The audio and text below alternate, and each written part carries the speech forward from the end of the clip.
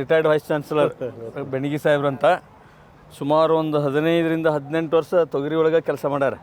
ಹಾಂ, ನಿಮ್ಮ ತುಂಗಭದ್ರಾ ಅಚ್ಚುಕಟ್ಟು ಪ್ರದೇಶದಾಗ ನಾನು ಮುಂಜಾನೆ ಹೇಳೀನಿ, ನಿಮ್ಮ ಭತ್ತದಾಗ 1 ಎಕರೆಗೆ 4 ಬ್ಯಾಗ್ ಬಂದ್ರೆ 16,000 ಉಳಿತೈತಿ. ಬಟ್ ಇದ್ರಾಗ ನೀವು ಲೆಕ್ಕ ಮಾಡಿರಿ, ಕಡಿಮೆ ಅಂದ್ರೆ 1 ಎಕರೆಗೆ 70,000ರಿಂದ 80,000 ರೂಪಾಯಿ ಉಳಿತೈತಿ.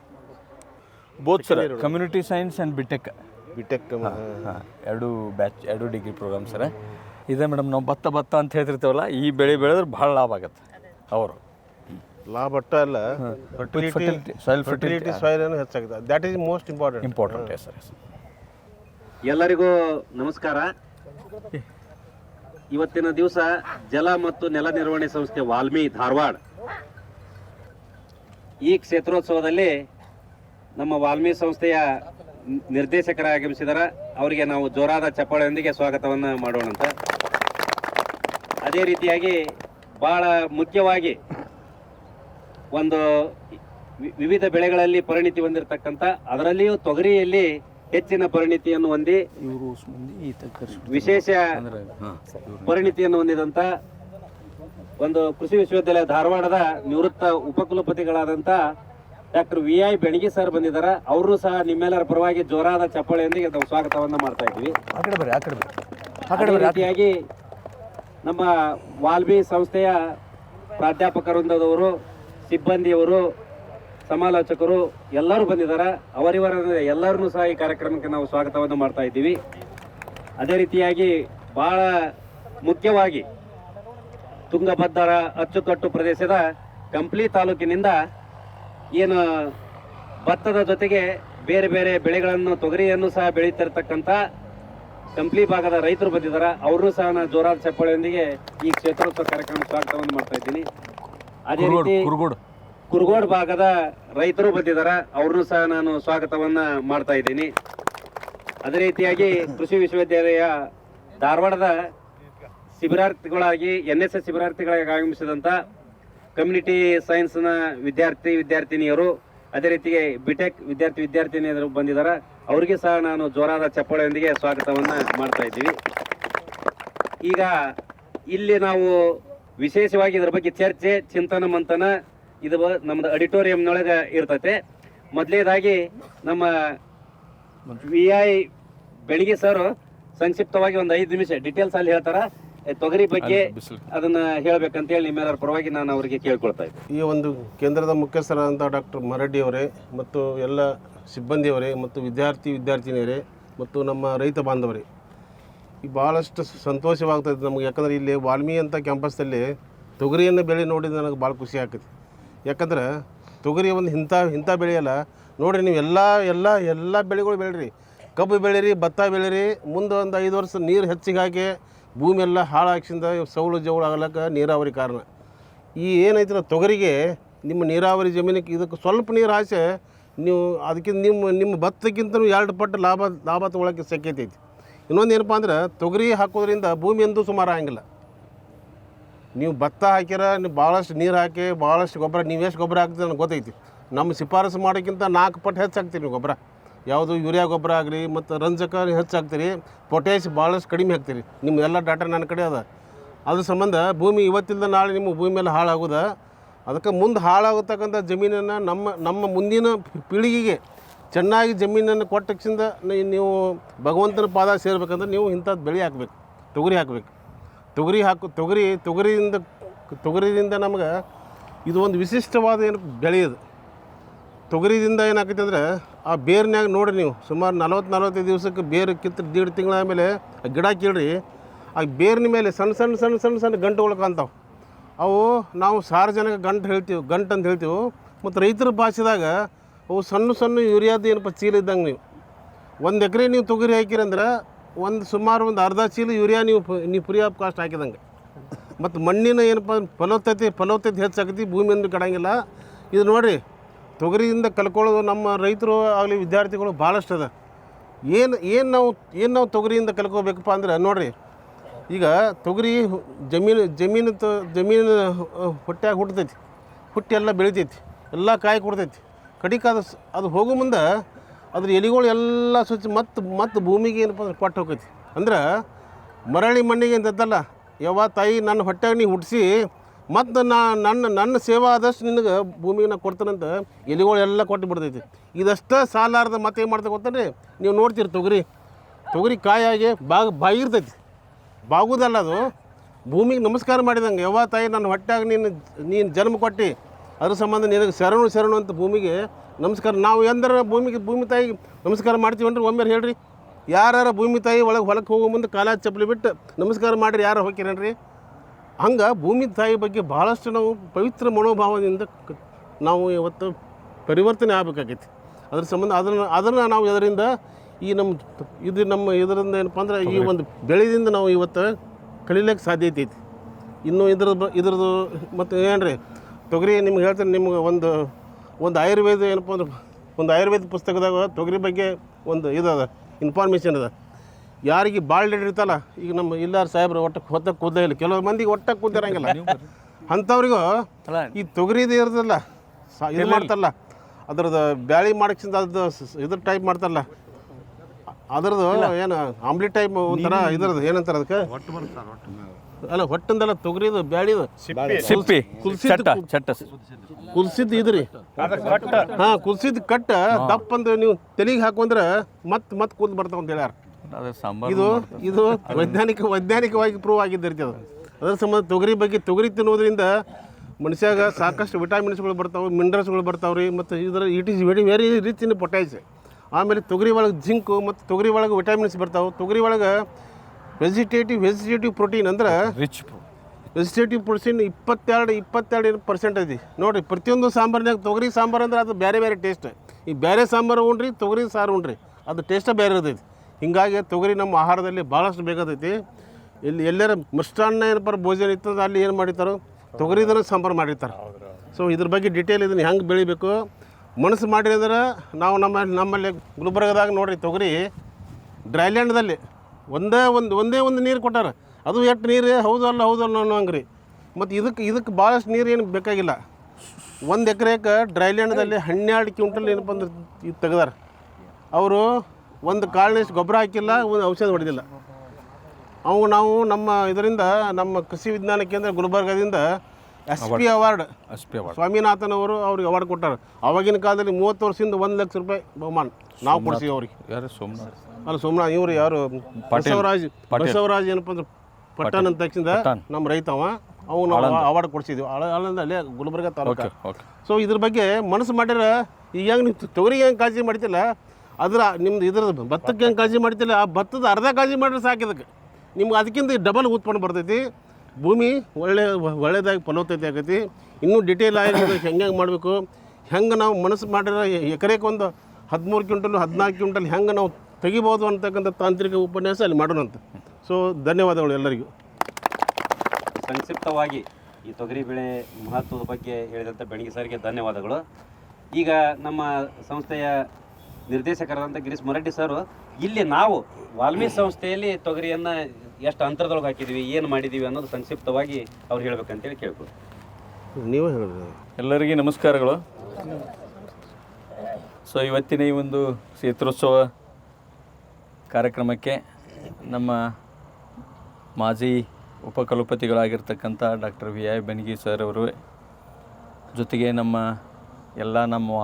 ವಾಲ್ಮಿ ಸಿಬ್ಬಂದಿ ಮಿತ್ರರೇ, ಜೊತೆಗೆ ನಮ್ಮ ತುಂಗಭದ್ರಾ ಅಚ್ಚುಕಟ್ಟು ಪ್ರದೇಶ ಬಂದಿರತಕ್ಕಂಥ ಕುರುಗೋಡು ಗ್ರಾಮದ ನೀರು ಬಳಕೆದಾರ ಸಂಘದ ಸದಸ್ಯರು, ಪದಾಧಿಕಾರಿಗಳು ಮತ್ತು ರೈತ ಬಾಂಧವರೇ, ಜೊತೆಗೆ ನಮ್ಮ ಕೃಷಿ ವಿಶ್ವವಿದ್ಯಾಲಯದ ವಿದ್ಯಾರ್ಥಿಗಳೇ, ಇವತ್ತಿನ ದಿವಸ ಈ ಒಂದು ನಾವು ನಮ್ಮ ವಾಲ್ಮಿ ಸಂಸ್ಥೆಯಲ್ಲಿ ಈ ಎಲ್ಲ ಬೆಳೆಗಳ ಬಗ್ಗೆ ವಿವಿಧ ಬೆಳೆಗಳ ಬಗ್ಗೆ ನಾವು ಪ್ರಾತ್ಯಕ್ಷಿಕ ತಾಕಗಳನ್ನು ಮಾಡಿದ್ದೇವೆ. ಇವತ್ತಿನ ದಿವಸ ಅದೇ ಥರ ನಾವು ತೊಗರಿ ಬೆಳೆ ಒಂದು ಪ್ರಾತ್ಯಕ್ಷಿಕೆ ತಾಕು ನಾವು ಮಾಡಿದ್ದೀವಿ, ತಮಗೆಲ್ಲ ಕಾಣ್ತಾ ಇದೆ. ಈ ಒಂದು ತಾಕಿನಲ್ಲಿ ನಾವು ಏನು ಮಾಡಿದ್ದೇವೆ ಅಂದರೆ ಮುಖ್ಯವಾಗಿ ಇದು TS3R ಅಂತ ಒಂದು ವೆರೈಟಿ ಇದೆ. ತಾವೆಲ್ಲರೂ ರೈತ ಬಾಂಧವರು ತಿಳ್ಕೊಬೇಕು ಅದ್ರ ಬಗ್ಗೆ. ಅದ್ರ ಬಗ್ಗೆ ಡೀಟೇಲ್ ಹೇಳ್ತೀನಿ. ಈ ವೆರೈಟಿ ನಾವು ಕೃಷಿ ವಿಶ್ವವಿದ್ಯಾಲಯದಿಂದ ಕಂಡುಹಿಡಿದೇವೆ. ಸುಮಾರು 70%ಗಿಂತ ಹೆಚ್ಚು ಪ್ರದೇಶ ಎಲ್ಲಿ ತೊಗರಿ ಬೆಳೆಯುವ ಪ್ರದೇಶ ನಮ್ಮ ಕರ್ನಾಟಕದಾಗ ಎಲ್ಲೇ ಐತಲ್ಲ ಅಲ್ಲೆಲ್ಲ 80% ಅಂತ ಈ ತೊಗರಿ ಬೆಳೆ ನಮಗೆ ಎಲ್ಲೇ ಹೋದರೂ ಸಹಿತ ಇದೇ ವೆರೈಟಿನೇ ಸಿಗ್ತೈತಿ. ಅಷ್ಟು ಒಂದು ಅದ್ಭುತವಾಗಿರ್ತಕ್ಕಂಥ ವೆರೈಟಿ. ಇದಕ್ಕೆ ಬರ ನಿರೋಧಕ ಶಕ್ತಿ ಇದೆ. ಆಮೇಲೆ ವೇಟ್ ರೆಸಿಸ್ಟೆಂಟ್, ಅದೇ ಸರ್, ನೆಟ್ಟೆ ರೋಗ, ನೆಟ್ಟೆ ರೋಗನೂ ಸಹ ಸಹಿಷ್ಣುತೆ ಇದೆ. ಜೊತೆಗೆ ಇದು ಎಲ್ಲ ವಿವಿಧ ತರಹದ ಒಂದು ಮಣ್ಣಿನ ಗುಣಧರ್ಮಗಳಿದ್ದರೂ ಇದು ಬರ್ತೈತೆ sir. Short duration, short duration also.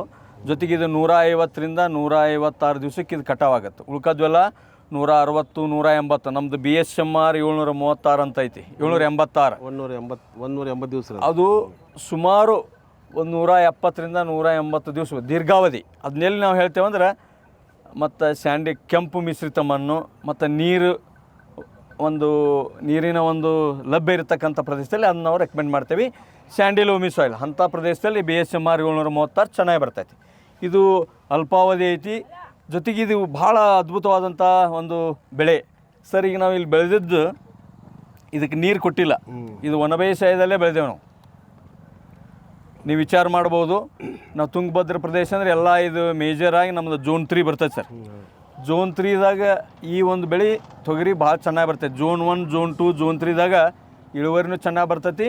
ನಮಗೆಲ್ಲ ಸಂಶೋಧನೆಗಳ ಒಂದು ಫಲಿತಾಂಶ ನೋಡಿದಾಗ Zone 2 ಆ್ಯಂಡ್ Zone 3ದಾಗ ಒಳ್ಳೆ ರಿಸಲ್ಟ್ ನಮ್ಮ ತೊಗರಿದು ಬರ್ತೈತಿ. ಅದ್ರಾಗ ನಾವು ಇಲ್ಲಿ Zone 8 ಇದೆ ನಮ್ಮದು. ಆ್ಯಕ್ಚುಲಿ ಧಾರವಾಡದಲ್ಲಿ ಎಲ್ಲೋ ಇದು ಅಷ್ಟು ಇಳುವರಿ ಬರಲ್ಲ ಅಂತ ಎಲ್ಲೋ ಒಂದು ನಮ್ಮ ವಿಷಯ ಒಂದಿಷ್ಟು ವಿಚಾರಗಳಿದ್ವು. ಅದನ್ನು ನಾವು ಈ ವರ್ಷ ಇಲ್ಲಿ ವನಬೇಸಾಯದಾಗಿಂದ ಬೆಳೆದು Zone 8ದಾಗೂ ಈ ತಳಿ ತೊಗರಿ ಬೆಳ್ತೈತೆ ಅನ್ನೋದನ್ನು ರೈತರು ಇವತ್ತಿನ ದಿವಸ ಈ ಕ್ಷೇತ್ರೋತ್ಸವದಾಗ ನೋಡ್ಬೋದು. ಜೊತೆಗೆ ಈ ಒಂದು ಬೆಳೆಯೊಳಗೆ ನಾವು ಏನು ತಂತ್ರಜ್ಞಾನ ಉಪಯೋಗ ಮಾಡ್ಯಾವ್ರಿ ಅಂದ್ರೆ, ನೀವು ಯಾಕಂದ್ರೆ ಅಚ್ಚುಕಟ್ಟು ಪ್ರದೇಶ ನೀವು ಭತ್ತ ಹೆಚ್ಚು ಬೆಳಿತೀರಿ. ಭತ್ತಕ್ಕೆ ಹೋಲಿಸಿದಾಗ ಈ ಬೆಳೆ ನೋಡ್ರಿ ನೀವು ಇಲ್ಲಿ ಏನು ಮಾಡ್ಯಾವ ನಾವು ಖರ್ಚು ಅಂತಂದ್ರೆ 1 ಎಕರೆಗೆ ಸುಮಾರು 5ರಿಂದ 6 kg ಬೀಜ ಹೋಗಿದೆ.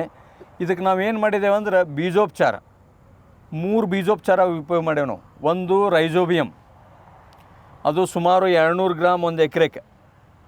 ಇದು ಏನು ಮಾಡ್ತದೆ ಸರ್ ಆಗಲ್ಲಿ ಹೇಳಿದರು, ಇದು ನಮ್ಮ ಏನೀಗ ಬೇರಿನಲ್ಲಿ ಗಂಟುಗಳಾಗ್ತಾವಲ್ಲ, ಆ ಗಂಟುಗಳು ಆಗಲಿಕ್ಕೆ ಪ್ರಚೋದನೆ ಕೊಟ್ಟು ನಮ್ಮ ವಾತಾವರಣದಾಗ ಯೂರಿಯಾ ಗೊಬ್ಬರ ಇದ್ದದ್ದನ್ನು ಸ್ಥಿರೀಕರಣ ಮಾಡೋಕ್ಕೆ ಸಹಾಯ ಮಾಡ್ತಾವೆ. ಜೊತೆಗೆ PSB ಅಂತಿದೆ, ಫಾಸ್ಫರಸ್ ಸಾಲ್ವಲೈಸಿಂಗ್ ಬ್ಯಾಕ್ಟೀರಿಯಾ, ಅಂದರೆ ರಂಜಕ ಕರಗಿಸುವ ಜೀವಾಣು. ಇದೇನು ಕೆಲಸ ಮಾಡ್ತದೆ ನಾನು ಹೇಳಿದೆ. ನಮ್ಮ ತುಂಗಭದ್ರಾ ಪ್ರದೇಶದಾಗ ಸುಮಾರು 180ರಿಂದ 190% ರಂಜಕ ಮಣ್ಣಿನಲ್ಲಿದೆ. ಬಟ್ ಅದು ನಮಗೆ ಬೆಳೆಗೆ ಸಿಗದೇ ಇರತಕ್ಕಂಥ ಫಾರ್ಮ್ನಾಗ ಐತಿ, ಬೆಳೆಗೆ ಸಿಗ್ತಾ ಇಲ್ಲ. ಅದನ್ನು ಸಿಗುವಂಗೆ ಮಾಡಲಿಕ್ಕೆ ಈ ಜೀವಾಣು ಕೆಲಸ ಮಾಡ್ತೈತಿ. ಇದು ಬರೀ 80 ರೂಪಾಯಿ 1 ಎಕರೆಗೆ ಖರ್ಚಾಗತ್ತೆ. ಇದನ್ನು ಹಚ್ಚೋದ್ರಿಂದ ನಮ್ಮ ಹೊಲದಾಗಿದ್ದಂಥ DAP ಗೊಬ್ಬರ ಏನು ನಾವು ರಂಜಕ ಅಂತೇವಿ, ಅದನ್ನು ನಮ್ಮ ಬೆಳೆಗೆ ಸಿಗುವಂಥ ಒಂದು ಮಾರ್ಪಾಡು ಮಾಡುವಂಥ ಶಕ್ತಿ ಆ ಜೀವಾಣುಗಿದೆ. ಯಾವುದು ರಂಜಕ ಕರಗಿಸುವ ಜೀವಾಣುಗೆ. ಇದು ಎರಡನೇದು. ಇದು ಮೂರನೇದು ಏನಪ್ಪ ಅಂದ್ರೆ ಟ್ರೈಕೋಡರ್ಮ. ಸಾಹೇಬ್ರು ಹೇಳಿದರು 1 kgಗೆ 4ರಿಂದ 10 ಗ್ರಾಮ್ ಹಚ್ತೇವೆ. ಇದು ನೀವೆಲ್ಲ ಸೊರಗು ರೋಗ ಅಂತೀರಿ, ಗೊಡ್ಡ ರೋಗ ಅಂತೀರಿ, ಮ್ಯಾಗಿಂದ ಒಣಕೊಂತ ಹೋಗ್ಕತಿ. ನೀವೆಲ್ಲ ಮೋಸ್ಟ್ಲಿ ಭತ್ತ ಬೆಳಿತೀರಲ್ಲ, ತೊಗರಿದಷ್ಟು ಅನುಭವ ನೋಡಿಲ್ಲ ನೀವು. ಆ ಥರ ತೊಂದರೆಗಳಿತ್ತು ಅಂತಂದ್ರೆ ನಮ್ಮ ಸುಮಾರು 35ರಿಂದ 40 ದಿವಸ ಮಟ್ಟ ನಾವು 4ರಿಂದ 10 ಗ್ರಾಮ್ ಹಚ್ಚಿ ಏನಾರು ನಾವು ಬಿತ್ತಿದ್ವಿ ಅಂದ್ರೆ ಆ ರೋಗ ಬರಲಂಗೆ ಇದನ್ನು ನೋಡ್ಕೊಳ್ಳೋಂಥ ಶಕ್ತಿ ನಮ್ಮ ಟ್ರೈಕೋಡರ್ಮ ಆಗಿದೆ. ಈ ಥರ ಇವು ಮೂರೂ ನಾವು ಬೀಜೋಪಚಾರ ಮಾಡಿ ಬಿತ್ತಿದ್ದೇವೆ. ಇಷ್ಟು ಮಾಡಿದ ಮೇಲೆ ನಾವು ಮುಂದೆ ಸುಮಾರು 55ರಿಂದ 60 ದಿವಸದ ಬೆಳೆ ಇದ್ದಾಗ ಕುಡಿ ಚೂಟೇವಿ. ಕುಡಿ ಚೂಟೆ ಒಂದು ಗುರ್ತಾಗತ್ತಾ ನಿಮಗೆ? ಬೇಕಾದ್ರೆ ಅದ್ರ ಬಗ್ಗೆ ಡಿಟೇಲ್ ಚರ್ಚೆ ಅಲ್ಲೇ ಆಡಿಟೋರಿಯಮ್ದಾಗ ಮಾಡೋಣ. ಮ್ಯಾಗಲ್ದು ಓಕೆ. ಕುಡಿ ಚೂಟಿದ ಉದ್ದೇಶ ಏನಂತಂದ್ರೆ ಕವಲುಗಳ ಸಂಖ್ಯೆ ಹೆಚ್ಚಾಗಬೇಕು, ಬ್ರ್ಯಾಂಚಸ್ ಅಂತೆ ನಾವು. ಪೊಂಗಲ್ ಹೆಚ್ಚು ಹೊಡಿತೇವೆ. ಪೊಂಗಲ್ ಹೆಚ್ಚು ಹೊಡಿದ್ವು ಅಂದ್ರೆ ಹೂಗಳು ಹೆಚ್ಚಾಕವು. ಹೂಗಳು ಹೆಚ್ಚಾದವು ಅಂದ್ರೆ ಕಾಯಿಗಳು ಹೆಚ್ಚಾಕವು. ಕಾಯಿಗಳು ಹೆಚ್ಚಾದ್ರೆ ಇಳುವರಿ ಹೆಚ್ಚಾಗುತ್ತೆ. ಜೊತೆಗೆ ಗಿಡದ ಎತ್ತರನ ಕಡಿಮೆ ಆಗುತ್ತೆ. ನಮಗಂದ್ರೆ ಏನಾಗುತ್ತೆ, ಗಿಡದ ಎತ್ತರ ಕಡಿಮೆ ಆತಂದ್ರೆ ನಮಗೆ ಎಣ್ಣೆ ಅದೆಲ್ಲ ಹೊಡ್ಯಾಕ ಅನುಕೂಲ ಆಗುತ್ತೆ. ಇಷ್ಟು ಮಾಡಿದ್ದೇವೆ ನಾವು. ಸುಮಾರು 1 ಎಕರೆಗೆ 1-1.5 ಚೀಲ ನಾವು 10-26 ಗೊಬ್ಬರ ಕೊಟ್ಟೇವಿ. ಇಷ್ಟೇ ಮಾಡಿದ್ರೆ ಇಷ್ಟೇ ಖರ್ಚಿನಾಗ ನಾವೀಗ ಸುಮಾರು 1 ಎಕರೆಗೆ ಈ ಸರ 10ರಿಂದ 12 ಕ್ವಿಂಟಲ್ 1 ಎಕರೆಗೆ ಈ ಸರ. ಅದು ನೋಡಿರಿ, ಕಾಯಿ ನೋಡಿರಿ, ಕಡಿಮೆ ಅಂದರೂ ನಾವು ಎಕರೆಗೆ 12 ಕ್ವಿಂಟಲ್ ನಾವು ಇವತ್ತು ಈ ಸರಿ ನಾವು ಅದನ್ನ ಎಕ್ಸ್ಪೆಕ್ಟ್ ಮಾಡತ್ತೇವೆ ಸರಿ ಸರ್. ನೀವು ವಿಚಾರ ಮಾಡಿರಿ, 12 ಕ್ವಿಂಟಲ್ ಅಂದ್ರೆ 6,000 ರೂಪಾಯಿ ಹಿಡಿದ್ರು ಎಷ್ಟಾಗತ್ತೆ ರೀ?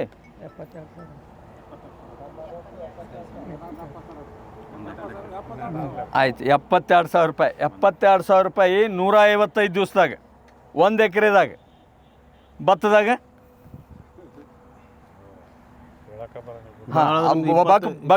ಭತ್ತದೊಳಗೆ 1 ಎಕರೆಗೆ ಸರ್ ನಾವು ಸಂಶೋಧನೆ ವಿಶ್ಲೇಷಣೆ ಮಾಡಿ ತುಂಗಭದ್ರದಾಗ ಮಾಡೇವಿ ಸರ್. 1 ಎಕರೆದಾಗ ಸರ್ 4 ಬ್ಯಾಗ್ ಭತ್ತ ತೆಗೆದ್ರೆ 70 kg ಈಚ್. ಅದೇ 28 ಕ್ವಿಂಟಲ್ ಹಾಕೈತೆ ಹೇಳ್ರಿ. ಹಾಂ, ಆದ್ರೆ ಸರ್ ನಿವ್ವಳ ಆದಾಯ ಉಳಿದು ಇವಂಗೆ 16,000 ಎಲ್ಲ ಖರ್ಚು ತೆಗೆದು. ಮತ್ತು ಹಾಂ, ಅದನ್ನ ಹಿಡಿದ್ರೆ ಸರ್ 2,000 ರೂಪಾಯಿ ರೇಟ್ ಹಿಡಿದು ಎಕರೆಗೆ 4 ಬ್ಯಾಗ್ 70 kg ಬಂದ್ರೆ ಅವ್ಗೆ ನಿವ್ವಳ ಉಳಿದು 16,000 ರೂಪಾಯಿ ಸರ್. 1 ಬೆಳೆ ಬಿಟ್ಟು 2 ಬೆಳೆ ಬೆಳೆದ್ರೆ 32,000 ರೂಪಾಯಿ ಉಳಿತೈತಿ. ಇಲ್ಲಿ ನೀವು ಎಷ್ಟು ಉಳಿತೈತಿ? 72,000ದಾಗ ನೀವು ಸುಮಾರು ನಾವು ಖರ್ಚೆಲ್ಲ ವೆಚ್ಚ ವಿಶ್ಲೇಷಣೆ ಮಾಡಿದ್ದೇವೆ ರೈತರ ಲೆವೆಲ್ನಾಗ. ಸುಮಾರು 16,000 ರಿಂದ 18,000 ರೂಪಾಯಿ ಖರ್ಚು ಬರ್ತೈತೆ 1 ಎಕರೆಗೆ. ಯಾವುದು? ತೊಗರಿ. ಅದು ಹೆಚ್ಚಿನ ನಾವು ಲೆವೆಲ್ ಹಿಡಿದಾಗ. ಇನ್ನೂ ಮನೆಯನ್ನಾರ ಕೆಲಸ ಮಾಡಿದ್ರೆ ಇನ್ನೂ ಭಾಳ ಕಡಿಮೆ ಬರ್ತೈತಿ. ನಾವು ಹೆಚ್ಚಿಗೆ ಹಿಟ್ಟು ನಾವು ಕ್ಯಾಲ್ಕುಲೇಟ್ ಮಾಡಿದ್ರೆ 72ರಾಗ ನೀವು 18 20 ತೆಗೆದ್ರೆ ಇನ್ನೆಷ್ಟು ಉಳಿತಿ? 50. ಹಾಂ, ಚಂದ್ರಶೇಖರ್ ಹೇಳ್ತಾ ಇದ್ದಾರೆ 52,000 ರೂಪಾಯಿ ಉಳಿತೈತಿ. 52,000 ರೂಪಾಯಿ 1 ಬೆಳೆಯೊಳಗೆ ಬರ್ತೈತಿ. ಅಲ್ಲಿ ಎಷ್ಟು ಬರ್ತೈತಿ? 16,000 ರೂಪಾಯಿ ಬರ್ತೈತಿ. ಜೊತೆಗೆ ಭೂಮಿ ಆ ಮಣ್ಣಲ್ಲಿ ಭತ್ತ ನೀವು ಯಥೇಚ್ಛವಾಗಿ ಬೆಳೆಯೋದ್ರಿಂದ ಭೂಮಿಯಲ್ಲಿ ಬರೀ ಅದಕ್ಕೆ ನಾವು ಏಕದಳ ಬೆಳೆದು ಅಲ್ಲಿ ಒಂದು ಪೋಷಕಾಂಶಗಳ ಖಜಾನೆ ಖಾಲಿ ಆಗೈತಿ. ಜೊತೆಗೆ ನಾವು ಹಾಯಿಸ್ತಕ್ಕಂಥ ನೀರಿನ ಪದ್ಧತಿ ನೋಡಿದಾಗಿ ಮಣ್ಣು ಸೌಳು ಜೌಳು ಆಗ್ತಾಯಿದೆ. ಇದು ಏನಾಗುತ್ತೆ, ಈ ಬೆಳೆ ಸಾಕಷ್ಟು ಎಲೆ ನೋಡಿದ್ರೆ ಎಷ್ಟದಾವು, ಒಂಥರ ಗ್ರೀನ್ ಮ್ಯಾನ್ಯೂರ್ ಕ್ರಾಪ್ಸ್ ಬೆಳೆಯೋದಕ್ಕಿಂತ ಹೆಚ್ಚು ಎಲೆ ಬೀಳ್ತೈತಿ.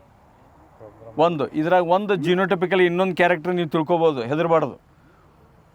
ಒಂದು ಗಿಡದ ನೀವು ಲೆಕ್ಕ ಹಾಕ್ರಿ, ಸುಮಾರು 95% ಹೂವು ಉದುರ್ತೈತಿ.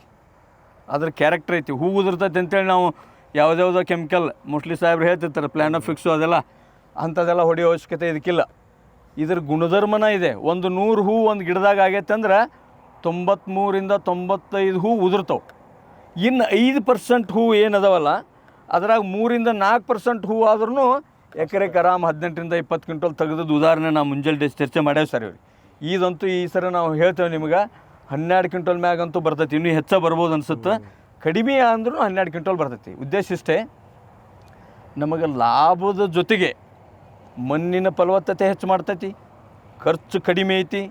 ಏಕದಳ ಬೆಳೆದು ದ್ವಿದಳ ಬೆಳೀರಿ. ಇಲ್ಲೇ ನೀವು ಈ ಥರ ದ್ವಿದಳ ನಿಮ್ಮ ಅಚ್ಚುಕಟ್ಟೆ ಪ್ರದೇಶದಾಗ ಬೆಳೆದು ನೆಕ್ಸ್ಟ್ ಇಯರ್ ಭತ್ತ ಹಾಕ್ರಿ, ಭತ್ತದ ಇಳುವರಿ ಹೆಚ್ಚಾಗತ್ತೆ.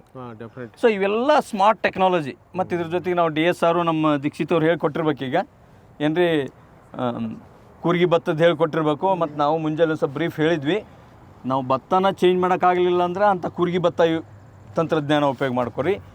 ಇಲ್ಲ ಅಂದರೆ ಈ ತೊಗರಿ ಬೆಳೆದ್ರೆ ಅಂದರೆ ಇನ್ನೂ ಭಾಳ ಚಲೋ. ಸೊ ಇಷ್ಟು ಹೇಳಿ ನಾವು ಇಲ್ಲಿ ಮುಗಿಸ್ತೇವೆ. ಮುಂದೆ ಇದ್ರ ಬಗ್ಗೆ ಏನಾರ ತಮ್ಮ ಪ್ರಶ್ನೆಗಳಿದ್ರೆ ಅಲ್ಲಿ ಮಾತಾಡೋದು, ಏನೇ ತಮಗೆ ಭತ್ತ ಬೆಳೆಯೋದ್ರ ಬಗ್ಗೆ ಅಥವಾ ಈ ತೊಗರಿ ಬೆಳೆಯೋದ್ರ ಬಗ್ಗೆ ನಿಮ್ಮ ಒಂದು ಕನ್ಫ್ಯೂಷನ್, ನಿಮಗೇನಾರ ಸ್ವಲ್ಪ ಅದ್ರ ಬಗ್ಗೆ ಇನ್ನೂ ಹೆಚ್ಚಿನ ಮಾಹಿತಿ ನಾವು ತಿಳ್ಕೊಬೇಕು ಸರ್. ಇದ್ರ ಬಗ್ಗೆ ನಮಗೆ ಅಷ್ಟು ನಾವು ತೊಗರಿ ನಮ್ಮ ಏರಿಯಾದಾಗ ಕಡಿಮೆ ಇದೆ ಅಂತ ಏನೋ ನಿಮ್ಮ ಪ್ರಶ್ನೆಗಳಿದ್ರು ಅಲ್ಲಿ ನಮ್ಮ ಆಡಿಟೋರಿಯಮ್ದಾಗ ನೀವು ತಾವು ಪ್ರಶ್ನೆ ಕೇಳ್ಬೋದು. ಸೊ ಇಷ್ಟು ಹೇಳಿ ಕೊನೆಯದಾಗಿ ಎಲ್ಲರೂ ಇದ್ರ ಬಗ್ಗೆ ಮುಂದಿನ ವರ್ಷ ಮುಂಗಾರಿಗೆ ಹಾಕ್ತೇವೆ ನಾವು. ಇನ್ನು ಜೂನ್ ಕೊನೆಯ ವಾರದಿಂದ ಜುಲೈ 1ನೇ ವಾರ 2ನೇ ವಾರಕ್ಕೆ ಸೂಕ್ತ. ಅವಾಗ ನೀವು ಬಿತ್ತಬೋದು. ಇದನ್ನು ನಾವು ನೀವು ಮುಂದಿನ ಸಲ ಅಟ್ಲೀಸ್ಟ್ ನೀವು 1-2 ಎಕರೆನಾರ ತೊಗರಿ ಹಾಕಿರಿ ಅಂದ್ರೆ ನಿಮಗೆ ಅನುಭವ ಆಗುತ್ತೆ. ಭತ್ತ ಹಾಕಿದ್ದು ತೊಗರಿ ಹಾಕಿದ್ದು ನೀವು ಹೋಲಿಸಿದಾಗ ಖರ್ಚು ವೆಚ್ಚ ನಿಮ್ಗೆ ಗುರ್ತಾಗತ್ತೆ. ಸೊ ಇಷ್ಟು ಹೇಳಿ ಈಗ ಇಲ್ಲೇ ನಮ್ಮ ಕ್ಷೇತ್ರೋತ್ಸವದ ಇಲ್ಲೇ ಫೀಲ್ಡ್ನಾಗ ನಾವು ಕ್ಷೇತ್ರದಾಗ ಚರ್ಚೆ ಮುಗಿಸೋಣ. ಮುಂದೆ ಅಲ್ಲಿ ಆಡಿಟೋರಿಯಮ್ಗೆ ಹೋಗಿ ಇದ್ರ ಬಗ್ಗೆ ಡೀಟೇಲಾಗಿ ಚರ್ಚೆ ಮಾಡೋಣ. ಸಂಕ್ಷಿಪ್ತವಾಗಿ ನಾವು ವಾಲ್ಮಿ ಸಂಸ್ಥೆಯಲ್ಲಿ ಯಾವ ರೀತಿ ತೊಗರಿ ಬೆಳೆದಿದ್ದೀವಿ ಅಂತ ಹೇಳಿದಂಥ ಸಂಸ್ಥೆ ನಿರ್ದೇಶಕರಿಗೆ ಧನ್ಯವಾದಗಳು.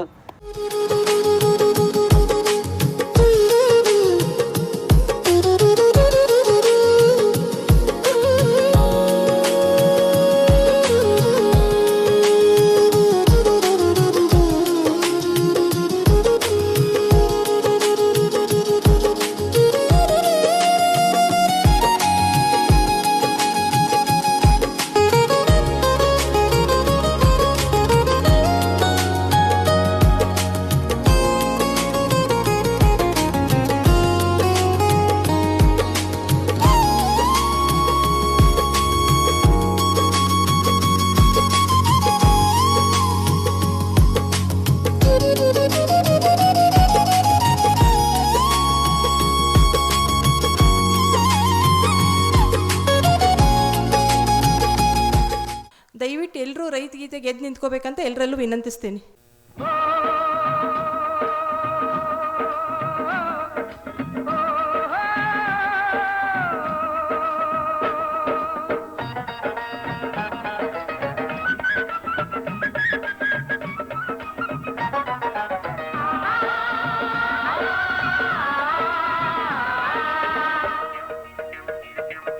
ನೇಗಿಲ ಹಿಡಿದ ಹೊಲದಳು ಹಾಡುತ್ತ ಉಳುವ ಯೋಗಿಯ ನೋಡಲ್ಲಿ,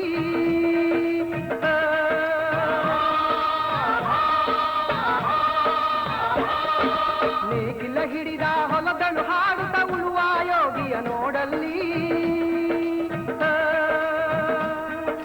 ಫಲವನ್ನು ಬಯಸದ ಸೇವೆಯ ಪೂಜೆಯು ಕರ್ಮವೇ ಪರ ಸಾಧನವು. ಕಷ್ಟದೊಳನ್ನವ ದುಡಿವನ ತ್ಯಾಗಿ ಸೃಷ್ಟಿ ನಿಯಮದೊಳಗವನೇ ಹೋಗಿ,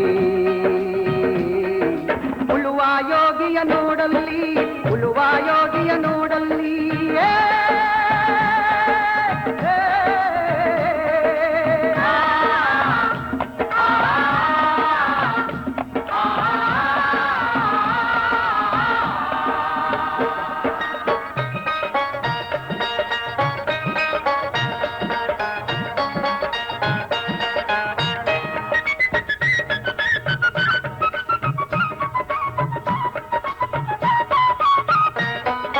ಚೌಕದೊಳೆನೆ ನಡೆಯುತ್ತಲಿರಲಿ ತನ್ವೈ ಕಾರ್ಯ ಬಿಡನೆಂದು,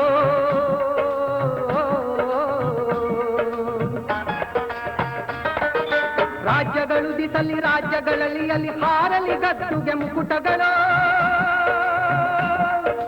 ರಾಜ್ಯಗಳು ದಿಸಲಿ ರಾಜ್ಯಗಳಲ್ಲಿ ಅಲ್ಲಿ ಹಾರಲಿ ಗದ್ದುಗೆ ಮುಕುಟಗಳು. ಮುತ್ತಿಗೆ ಹಾಕಲಿ ಸೈನಿಕರಲ್ಲ, ಮುತ್ತಿಗೆ ಹಾಕಲಿ ಸೈನಿಕರಲ್ಲ, ಬಿತ್ತುಳುವುದನವ ಬಿಡುವುದೇ ಇಲ್ಲ, ಬಿತ್ತುಳುವುದನವ ಬಿಡುವುದೇ ಇಲ್ಲ.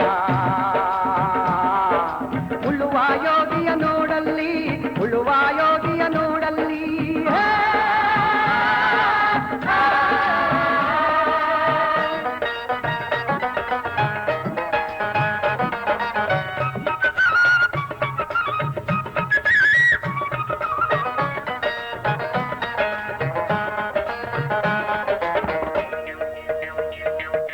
ಯಾರೂ ಅರಿಯದ ನೇಗಿಲ ಯೋಗಿಯ ಲೋಕಕ್ಕೆ ಅನ್ನವ ನೀಯುವನು, ಯಾರೂ ಅರಿಯದ ನೇಗಿಲ ಯೋಗಿಯ ಲೋಕಕ್ಕೆ ಅನ್ನವ ನೀಯುವನು. ಹೆಸರನ್ನು ಬಯಸದೆ ಅತಿ ಸುಖ ಕೆಲಸದೆ ದುಡಿವನು ಗೌರವಗಾಶಿಸದೆ, ನೇಗಿಲ ಕುಲದೊಳಗಡಗಿದೆ ಕರ್ಮ,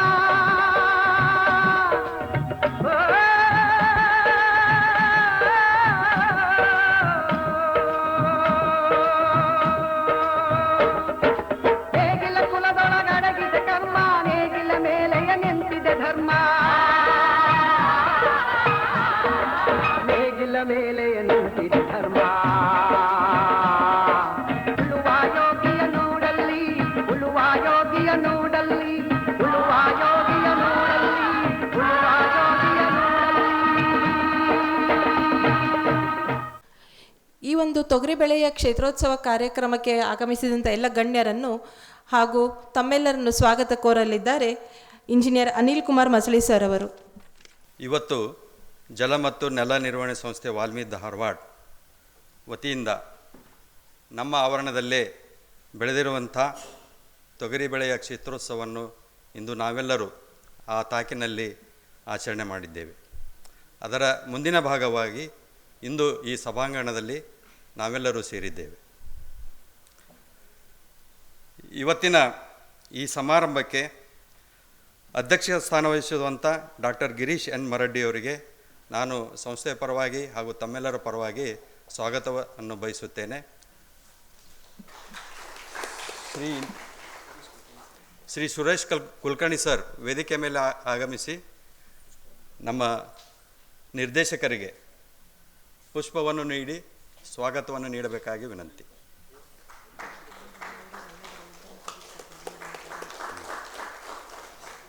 ಇವತ್ತಿನ ತೊಗರಿಬೇಳೆ ಕ್ಷೇತ್ರೋತ್ಸವಕ್ಕೆ ಉದ್ಘಾಟಕರಾಗಿ ಆಗಮಿಸಿದಂಥ ಡಾಕ್ಟರ್ ವಿ ಐ ಬೆಣಗಿ ಮಾಜಿ ಕುಲಪತಿಗಳು ಕೃಷಿ ವಿಶ್ವವಿದ್ಯಾಲಯ ಧಾರವಾಡ ಅವರಿಗೆ ಸ್ವಾಗತವನ್ನು ಬಯಸುತ್ತಾ ಶ್ರೀ ಚಂದ್ರಶೇಖರ್ ಅಧ್ಯಕ್ಷರು ನೀರು ಬಳಕೆದಾರ ಸಂಘ ಇವರು ವೇದಿಕೆ ಮೇಲೆ ಬಂದು ಪುಷ್ಪಗುಚ್ಛವನ್ನು ನೀಡಿ ಸ್ವಾಗತ ಬಯಸಬೇಕಂತ.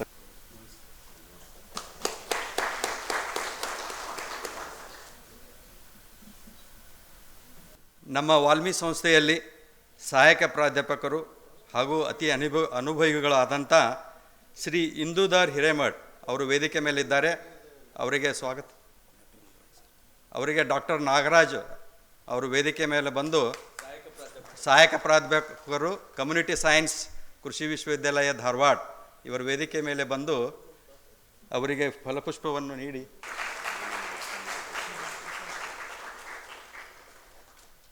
ಧನ್ಯವಾದಗಳು ನಾಗರಾಜ್ ಸರ್.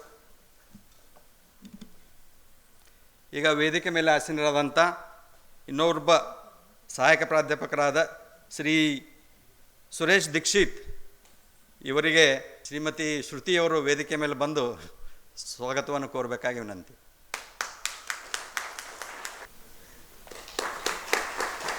ವೇದಿಕೆ ಮೇಲೆ ಆಸೀನರಾಗಿರುವಂಥ ಶ್ರೀಮತಿ ಸುನಂದ ಸೀತೋಳೆ ಸಹಾಯಕ ಪ್ರಾಧ್ಯಾಪಕರು ವಾಲ್ಮೀಕಿ ಸಂಸ್ಥೆ ಧಾರವಾಡ ಇವರಿಗೆ ಶ್ರೀಮತಿ ಭಾಗ್ಯಶ್ರೀ ದೇಶಪಾಂಡೆ ಅವರು ವೇದಿಕೆ ಮೇಲೆ ಬಂದು ಸ್ವಾಗತವನ್ನು ಕೋರಬೇಕಾಗಿ ವಿನಂತಿ.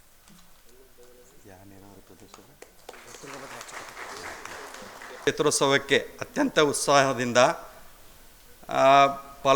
ಪಾಲ್ಗೊಂಡಿರುವಂಥ ತುಂಗಭದ್ರಾ ಅಚ್ಚುಕಟ್ಟು ಪ್ರದೇಶದ ರೈತ ಬಾಂಧವರಿಗೆ ಈ ವೇದಿಕೆ ಮುಖಾಂತರ ಸ್ವಾಗತವನ್ನು ಬಯಸ್ತೇನೆ. ಅದೇ ರೀತಿ ಈ ಕ್ಷೇತ್ರೋತ್ಸವದಲ್ಲಿ ಪಾಲ್ಗೊಂಡಂಥ ಕೃಷಿ ವಿಶ್ವವಿದ್ಯಾಲಯದ ಕಮ್ಯುನಿಟಿ ಸೈನ್ಸ್ ಹಾಗೂ BTech ವಿದ್ಯಾರ್ಥಿನಿಯರು ಕೂಡ ಅತ್ಯಂತ ಉತ್ಸಾಹದಿಂದ ಪಾಲ್ಗೊಂಡು ನಮ್ಮ ಮುಂದಿನ ಭಾಗವಾಗಿ ಈ ನಮ್ಮ ಸಭಾಂಗಣದಲ್ಲಿ ಹಾಜರಿದ್ದಾರೆ. ಅವರಿಗೆ ಕೂಡ ನಾನು ವಾಲ್ಮೀಕಿ ಸಂಸ್ಥೆ ಪರವಾಗಿ ಸ್ವಾಗತವನ್ನು ಬಯಸ್ತೇನೆ. ಅವರಿವರಲ್ಲ ಅನ್ನದೇ ಎಲ್ಲರಿಗೂ ಮಗದೊಮ್ಮೆ ಸ್ವಾಗತ ಬಯಸುತ್ತಾ ಹಾಗೂ ಕಮ್ಯುನಿಟಿ ಸೈನ್ಸ್ದ ಪ್ರಾಧ್ಯಾಪಕರಾದಂಥ ಶ್ರೀ ನಾಗರಾಜರು ಕೂಡ ಸ್ವಾಗತ ಬಯಸ್ತೇನೆ. ದಯವಿಟ್ಟು ಎದ್ನಿಂದ್ರಿ ಸರ್. ಧನ್ಯವಾದಗಳು. ವಾಲ್ಮೀಕಿ ಸಂಸ್ಥೆ ಪರವಾಗಿ ವಿದ್ಯಾರ್ಥಿನಿಯರು ಕೂಡ ಸ್ವಾಗತ. ಅವರಿವರಲ್ಲದೆ ಎಲ್ಲರಿಗೂ ಈ ಕ್ಷೇತ್ರೋತ್ಸವದ ಮುಂದಿನ ಭಾಗಕ್ಕೆ ಸ್ವಾಗತವನ್ನು ಬಯಸಿ ನನ್ನ ಮಾತುಗಳಿಗೆ ವಿರಾಮ ಹೇಳುತ್ತೇನೆ. ಧನ್ಯವಾದ. ಸ್ವಾಗತ ಕೋರಿದ್ದಕ್ಕೆ ಧನ್ಯವಾದಗಳು ಸರ್. ಇವಾಗ ಅನಿಲ್ ಕುಮಾರ್ ಮಸಳಿ ಸರ್ ಅವರಿಗೂ ಕೂಡ ಈ ಕ್ಷೇತ್ರೋತ್ಸವ ಕಾರ್ಯಕ್ರಮಕ್ಕೆ ತುಂಬು ಹೃದಯದ ಸ್ವಾಗತ. ಅವರಿಗೆ ಶ್ರೀ ಫಕೀರೇಶ್ ಅಗಡಿಯವರು ಹೂವಿನ ಕುಂಡ ನೀಡಿ ಸ್ವಾಗತ ಕೋರಬೇಕಂತ ಅವರಲ್ಲಿ ವಿನಂತಿಸ್ತಾರೆ. ಈ ತೊಗರಿಬೇಳೆ ಕ್ಷೇತ್ರೋತ್ಸವ ಕುರಿತು ಪ್ರಾಸ್ತಾವಿಕವಾಗಿ ನಮ್ಮ ಸಂಸ್ಥೆಯ ಸಹಾಯಕ ಪ್ರಾಧ್ಯಾಪಕರಾದಂಥ ಶ್ರೀ ಇಂದುಧರ್ ಹಿರೇಮಠ್ ಸರ್ ಅವರು ಮಾತನಾಡುತ್ತಾರೆ. ವೇದಿಕೆ ಮೇಲಿರ್ತಕ್ಕಂಥ ಈ ಕಾರ್ಯಕ್ರಮದ ಅಧ್ಯಕ್ಷತೆಯನ್ನು ವಹಿಸಿದಂಥ ವಾಲ್ಮೀಕಿ ಸಂಸ್ಥೆ ನಿರ್ದೇಶಕರಾದಂಥ ಗಿರೀಶ್ ಮರಡ್ಡಿ ಸರ್ ಅವರೇ, ಹಾಗೂ ಈ ಒಂದು ಕಾರ್ಯಕ್ರಮದಲ್ಲಿ ಉದ್ಘಾಟಕರಾಗಿ ಅಥವಾ ವಿಶೇಷ ಉಪನ್ಯಾಸ ನೀಡಲು ಆಗಮಿಸಿದಂಥ ಡಾಕ್ಟರ್ VI ಬೆಣಗಿ ಸರ್ ಅವರೇ, ಹಾಗೂ ಅನಿಲ್ ಕುಮಾರ್ ಸರ್ ಅವರೇ, ಸುನಂದ ಶಿತೋಳಿ ಮೇಡಮ್ ಅವರೇ, ಹಾಗೂ ದೀಕ್ಷಿತ್ ಸರ್, ಹಾಗೂ ಎಲ್ಲ ನನ್ನ ವಾಲ್ಮೀಯ ಕುಟುಂಬದವರೇ, ರೈತ ಬಾಂಧವರೇ ಹಾಗೂ ವಿದ್ಯಾರ್ಥಿನಿಯರೇ, ಪ್ರಾಸ್ತಾವಿಕವಾಗಿ ಕೇವಲ 2 ವಿಚಾರಗಳನ್ನು ಅಷ್ಟೇ ಹೇಳಕ್ಕೆ ನಾನು ಇಷ್ಟಪಡ್ತಾ ಇದ್ದೀನಿ. ಒಂದನೇದ್ದು ನಮ್ಮ ರೈತ ಬಾಂಧವರಿಗೆ ಹೇಳೋದು ಇಷ್ಟೇ, ನಮ್ಮ ಜಮೀನಿನೊಳಗೆ ಈಗ ಆಲ್ರೆಡಿ ನಿಮ್ಗೆ ಸಾಕಷ್ಟು ಹೇಳಿದ್ದೀವಿ, ಸಾವಯವ ಇಂಗಾಲ ಕೇವಲ 85% ರೈತರ ಜಮೀನಿನಲ್ಲಿ ಸಾವಯವ ಇಂಗಾಲ 0.5 ಆಗಿದೆ ಅಥವಾ ಅದಕ್ಕಿಂತ ಕಡಿಮೆ ಆಗಿದೆ. ಅದರಿಂದ ಸಾಕಷ್ಟು ಸಮಸ್ಯೆಗಳು ಉದ್ಭವ ಆಗ್ತಾ ಇದ್ದಾವೆ. ಮೊದಲೇ ಸಮಸ್ಯೆ ರಸಗೊಬ್ಬರಗಳ ಬಳಕೆ ಪ್ರಮಾಣ ನಾವು 4, 2, 1 ಅಂತ ಏನು ಹೇಳ್ತೀವಿ. 4 ಭಾಗ ಸಾರಜನಕ ಯೂಸ್ ಮಾಡಿದರೆ 2 ಭಾಗ ರಂಜಕ ಯೂಸ್ ಮಾಡಿದರೆ 1 ಭಾಗ ಪೊಟ್ಯಾಶ್ ಯೂಸ್ ಮಾಡಬೇಕು. ಬಟ್ ಇವತ್ತು ತುಂಗಭದ್ರಾ ಅಚ್ಚುಕಟ್ಟು ಪ್ರದೇಶದೊಳಗೆ ಇದು ಪ್ರಮಾಣ ಯಥೇಚ್ಛವಾಗಿ ಹೆಚ್ಚಾಗಿ 10ರಿಂದ 12 ಪ್ರಮಾಣದೊಳಗೆ ಸಾರಜನಕ, 7ರಿಂದ 8 ಪ್ರಮಾಣದೊಳಗೆ ರಂಜಕ, 1 ಪ್ರಮಾಣದೊಳಗೆ ಪೊಟ್ಯಾಶ್ ಆಗ್ತಾಯಿದೆ. ಇದರಿಂದ ಏನಾಗ್ತಾಯಿದೆ ಅಂತಂದ್ರೆ ಕೀಟ ರೋಗಗಳ ಬಾಧೆ ಹೆಚ್ಚಾಗ್ತಾಯಿದೆ. ಅದನ್ನೇ ನಿಯಂತ್ರಣ ಮಾಡಲಿಕ್ಕೆ ಮತ್ತು ಕೀಟನಾಶಕಗಳನ್ನು ಹೊಡೆಯೋದ್ರಿಂದ ಹೆಚ್ಚೆಚ್ಚಿಗೆ ಸಮಸ್ಯೆಗಳು ಉದ್ಭವ ಆಗ್ತಾ ಇದ್ದಾವೆ. ಇದು ಒಂದನೇದು. ಹಾಗಾಗಿ ನಾವು ಮಣ್ಣಿನ ಆರೋಗ್ಯ ಸುಧಾರಿಸೋಕ್ಕೆ ಏನು ಮಹತ್ವ ಕೊಡಬೇಕಲ್ಲ, ಈ ತೊಗರಿ ಬೆಳೆ ಮಣ್ಣಿನ ಆರೋಗ್ಯ ಸುಧಾರಿಸ್ಲಿಕ್ಕೆ ಭಾಳಷ್ಟು ಕೆಲಸ ಮಾಡುತ್ತಾ ಅಂತ ಹೇಳಕ್ಕೆ ಇಷ್ಟಪಡ್ತಾನೆ. ಮತ್ತು ಈ ಒಂದು ಪರಿಸ್ಥಿತಿಯೊಳಗೆ ಇನ್ನೊಂದು ವಿಚಾರ ವಿದ್ಯಾರ್ಥಿನಿಯರಿಗೆ ನಾನು ಹೇಳೋದಿಷ್ಟೇ, ಮುಂದಿನ ದಿನಗಳಲ್ಲಿ ಭಾಳ ಸಮಸ್ಯೆ ಇದೆ. ಏನು ಸಮಸ್ಯೆಪ್ಪ ಅಂತಂದ್ರೆ, ಈಗ ನಾವು ಪ್ರಾಕ್ಟಿಕಲ್ ನಾಲೇಜ್ ಇರಲಾರ್ದ ಫೀಲ್ಡ್ಗೆ ಹೋದ್ವಿ ಅಂದ್ರೆ ನಮಗೆ ಕಿಮ್ಮತ್ತಿರಲ್ಲ. ನಮಗೆ ಪ್ರಾಕ್ಟಿಕಲಿ ಜ್ಞಾನ ಇಲ್ಲ ಅಂದ್ರೆ, ಥಿಯರಿ ಸಾಕಷ್ಟು ಜ್ಞಾನ ಇರ್ಬೋದು. ಇವತ್ತು ನಾವು ಬೆಣಿಗೆ ಸರಿಂದ ನೋಡಿ ಕಲಿಬೇಕಾಗತ್ತೆ. ಎಷ್ಟೊಂದು ಪ್ರಾಯೋಗಿಕ ಜ್ಞಾನ ಪ್ರಾಕ್ಟಿಕಲ್ ನಾಲೇಜ್ ಇದೆ ಅಂತಂದರೆ, ಇವತ್ತು ಅವ್ರು ಒಂದು ದಿನವೂ ಮನೆಯಲ್ಲಿ ಖಾಲಿ ಇರಲ್ಲ ಅವ್ರು ಸರ್. ಇಡೀ ರಾಜ್ಯಾದ್ಯಂತ ವಿಜ್ಞಾನಿಗಳು ಕರೀತಾರೆ, ರೈತರು ಕರೀತಾರೆ, ಕೃಷಿ ವಿಶ್ವವಿದ್ಯಾಲಯದವ್ರು ಕರೀತಾರೆ. ಎದಕ್ಕಪ್ಪ ಅಂತಂದ್ರೆ ಬೇರೆ ಬೇರೆ ವಿಚಾರಗಳನ್ನು ಹಂಚಿಕೊಳ್ಳಿಕ್ಕೆ. ನಾವಿವತ್ತು ಕೇವಲ ಒಂದು ಯಾವುದೋ ವಿಷಯದ ಬಗ್ಗೆ ಅವ್ರು ಪೆಥಾಲಜಿ ಸರ್ ಓದಿದ್ರು, ಇವತ್ತು ನೀವು ಕೀಟಶಾಸ್ತ್ರದ ಬಗ್ಗೆ ಕೇಳ್ರಿ, ಬೇಸಾಯ ಶಾಸ್ತ್ರದ ಬಗ್ಗೆ ಕೇಳ್ರಿ, ಯಾವುದೇ ಕೇಳಿದ್ರೂ ಅದಕ್ಕೆ ಅವರಲ್ಲಿ ಉತ್ತರ ಇರ್ತವೆ. ಅದು ಯಾಕೆ ಕಾರಣ ಅಂದ್ರೆ, ಕೋಶ ಓದು ದೇಶ ಸುತ್ತ ಅಂತ ಹೇಳ್ತಾರಲ್ಲ, ಅದು ಸರ್ಗೆ ಅನ್ವಯ ಆಗುತ್ತೆ. ಅದು ಅವರು ಸಾಕಷ್ಟು ಪುಸ್ತಕಗಳನ್ನು ಓದ್ತಾರೆ ಮತ್ತು ಸಾಕಷ್ಟು ರೈತರು ಹೊಲಕ್ಕೆ ಅಡ್ಡಾಡ್ತಾರೆ. ಆ ಕಾರಣದಿಂದ ಇವತ್ತವರು ಒಬ್ಬ ರೈತರ ಜೊತೆನೂ ಅಷ್ಟೇ ಅನ್ಯೋನ್ಯವಾಗಿ ಅಥವಾ ನಾಲೆಜಬಲ್ ಇದ್ದಾರೆ.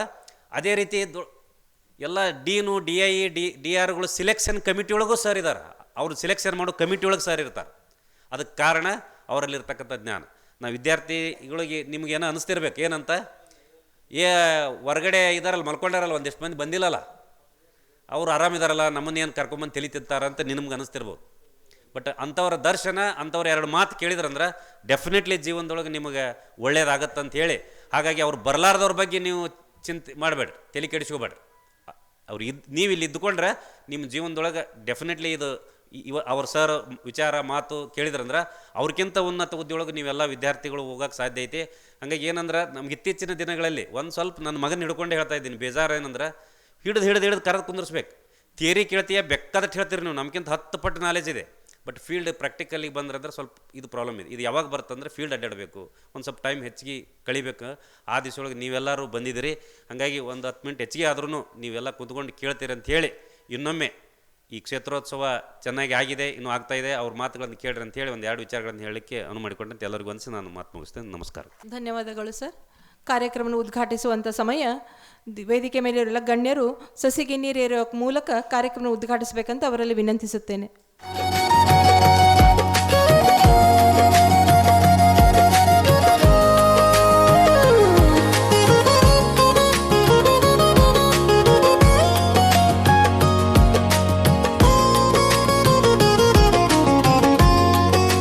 ಉದ್ಘಾಟಕರಿಗೆ ಹಾಗೂ ಗಣ್ಯರಿಗೆ ತುಂಬು ಹೃದಯ ಧನ್ಯವಾದ. ಉದ್ಘಾಟಕರಿಗೆ ಆಗಮಿಸಿದಂಥ ಡಾಕ್ಟರ್ VI ಬೆಣಗಿ ಸರ್ ಅವರು ತೊಗರಿ ಬೆಳೆ ಬಗ್ಗೆ ನಮ್ಮ ರೈತರೊಂದಿಗೆ ಅವರ ಹಂಚ್ಕೋಬೇಕಂತ ಅವರಲ್ಲಿ ಕೇಳ್ಕೊತೀನಿ. ನಮಸ್ಕಾರಗಳು. ವೇದಿಕೆ ಮೇಲೆ ಆಸೀನರಾದಂಥ ಡಾಕ್ಟರ್ ಮರಡ್ಡಿ ಸಾಹೇಬ್ರೆ ಮತ್ತು ಎಲ್ಲ ಪ್ರಾಧ್ಯಾಪಕ ವೃಂದದವರೇ ಮತ್ತು ವಿದ್ಯಾರ್ಥಿನಿಯರೇ, ಈ ನಮ್ಮ ಧಾರವಾಡ ಭಾಗದಲ್ಲಿ ತೊಗರಿ ಹಾಕೋರು ಭಾಳಷ್ಟು ಕಡಿಮೆ. ಇಲ್ಲೂ ಏನಪ್ಪ ತೊಗರಿ ಬರ್ತೈತೆ ಅಂತ ತಕ್ಷಣ ನಮ್ಮ ವಾಲ್ಮೀಯವರು ಅದನ್ನು ಏನಪ್ಪ ಅಂದ್ರೆ ಪ್ರಾಕ್ಟಿಕಲ್ ಮಾಡಿಸ್ಕೊಂಡು ತೋರಿಸಿ ಏನಪ್ಪ ಕೊಟ್ಟರು. ಇದು ಯಾಕಂದ್ರೆ ಈ ವಾಲ್ಮೀದಲ್ಲಿ ಎಲ್ಲ ನಮ್ಮ ಕರ್ನಾಟಕ ಸುತ್ತ ಎಲ್ಲ ಪ್ರತಿಯೊಂದು ರೈತರು ಏನಪ್ಪ ಬರ್ತಾರೆ. ಈಗ ಬಳ್ಳಾರಿ, ನಮ್ಮದು ರಾಯಚೂರು, ಗುಲ್ಬರ್ಗ, ಯಾದಗಿರಿ ಮಂದಿ, ಈ ಕಡೆ ಬಾಗಲಕೋಟೆ ಮಂದಿ, ಬಿಜಾಪುರ ಮಂದಿ ತೊಗರಿ ಇತ್ತಿತ್ತಲಾಗಿ ಭಾಳಷ್ಟು ಹಾಕತ್ತಾರೆ. ಈಗ ನೋಡಿರಿ, ನಂಬರ್ 1 ತೊಗರಿ ಜಾಸ್ತಿ ಇದ್ದಿದ್ದು ಗುಲ್ಬರ್ಗ, ಅಲ್ಲಿಗೆ ಬಿಜಾಪುರ ಜಿಲ್ಲಾ ಮತ್ತು ಬಾಗಲಕೋಟೆ ಜಿಲ್ಲಾ ಹೈಯೆಸ್ಟ್ ಅದ. ಈಗ ಸೆಕೆಂಡ್ ಗುಲ್ಬರ್ಗ. ಹಿಂಗಾಗಿ ಏನಾಗೈತಿದ್ರೆ ತೊಗರಿ ನೋಡಿರಿ, ಬೇಕಾದಾದರೂ ನೀವು ಕನಿಷ್ಠ ಅಂದ್ರೆ ರೇಟ್ ಅಂತೂ ಚೆನ್ನಾಗಿರ್ತೈತಿ. ಅದಕ್ಕೊಂದು ಸ್ವಲ್ಪ ನಿಮ್ದು ಏನು ಭತ್ತಕ್ಕೆ ಮಾಡ್ತಿಲ್ಲ ಕಾಳಜಿ, ಅದರ ಅರ್ಧ ಕಾಳಜಿ ಮಾಡಿದ್ರೆ ಸಾಕು. ಅಷ್ಟು ಗೊಬ್ಬರ ಬೇಕಾಗಿಲ್ಲ, ಅಷ್ಟು ಔಷಧಿನೂ ಬೇಕಾಗಿಲ್ಲ. ಅದಕ್ಕೆ ಯಾವಾಗ ಏನೇನು ಮಾಡಬೇಕು ಅಷ್ಟು ನೀವು ಅಕಸ್ಮಾತ್ ನೀವು ತಿಳ್ಕೊಂಡ್ರೆ ಅಂದ್ರೆ ನೀವು ಆರಾಮ್ ಒಂದು 10-12 ಕ್ವಿಂಟಲ್ ಆರಾಮ್ಸೆ ಏನಪ್ಪ ಬೆಳಿಬೋದು. ಈಗ ನೋಡಿರಿ, ಈಗ ಸದ್ಯ ಈಗ ಅವರು ನಮ್ಮ ವಾಲ್ಮೀದವರು, ನಮ್ಮ ಹಿಂದೂದವರು, ಹಿರೇಮಠವರು ಹಾಕ್ಯಾರ ಇಲ್ಲಿ ಯಾವುದು TS3R ಅಂತ.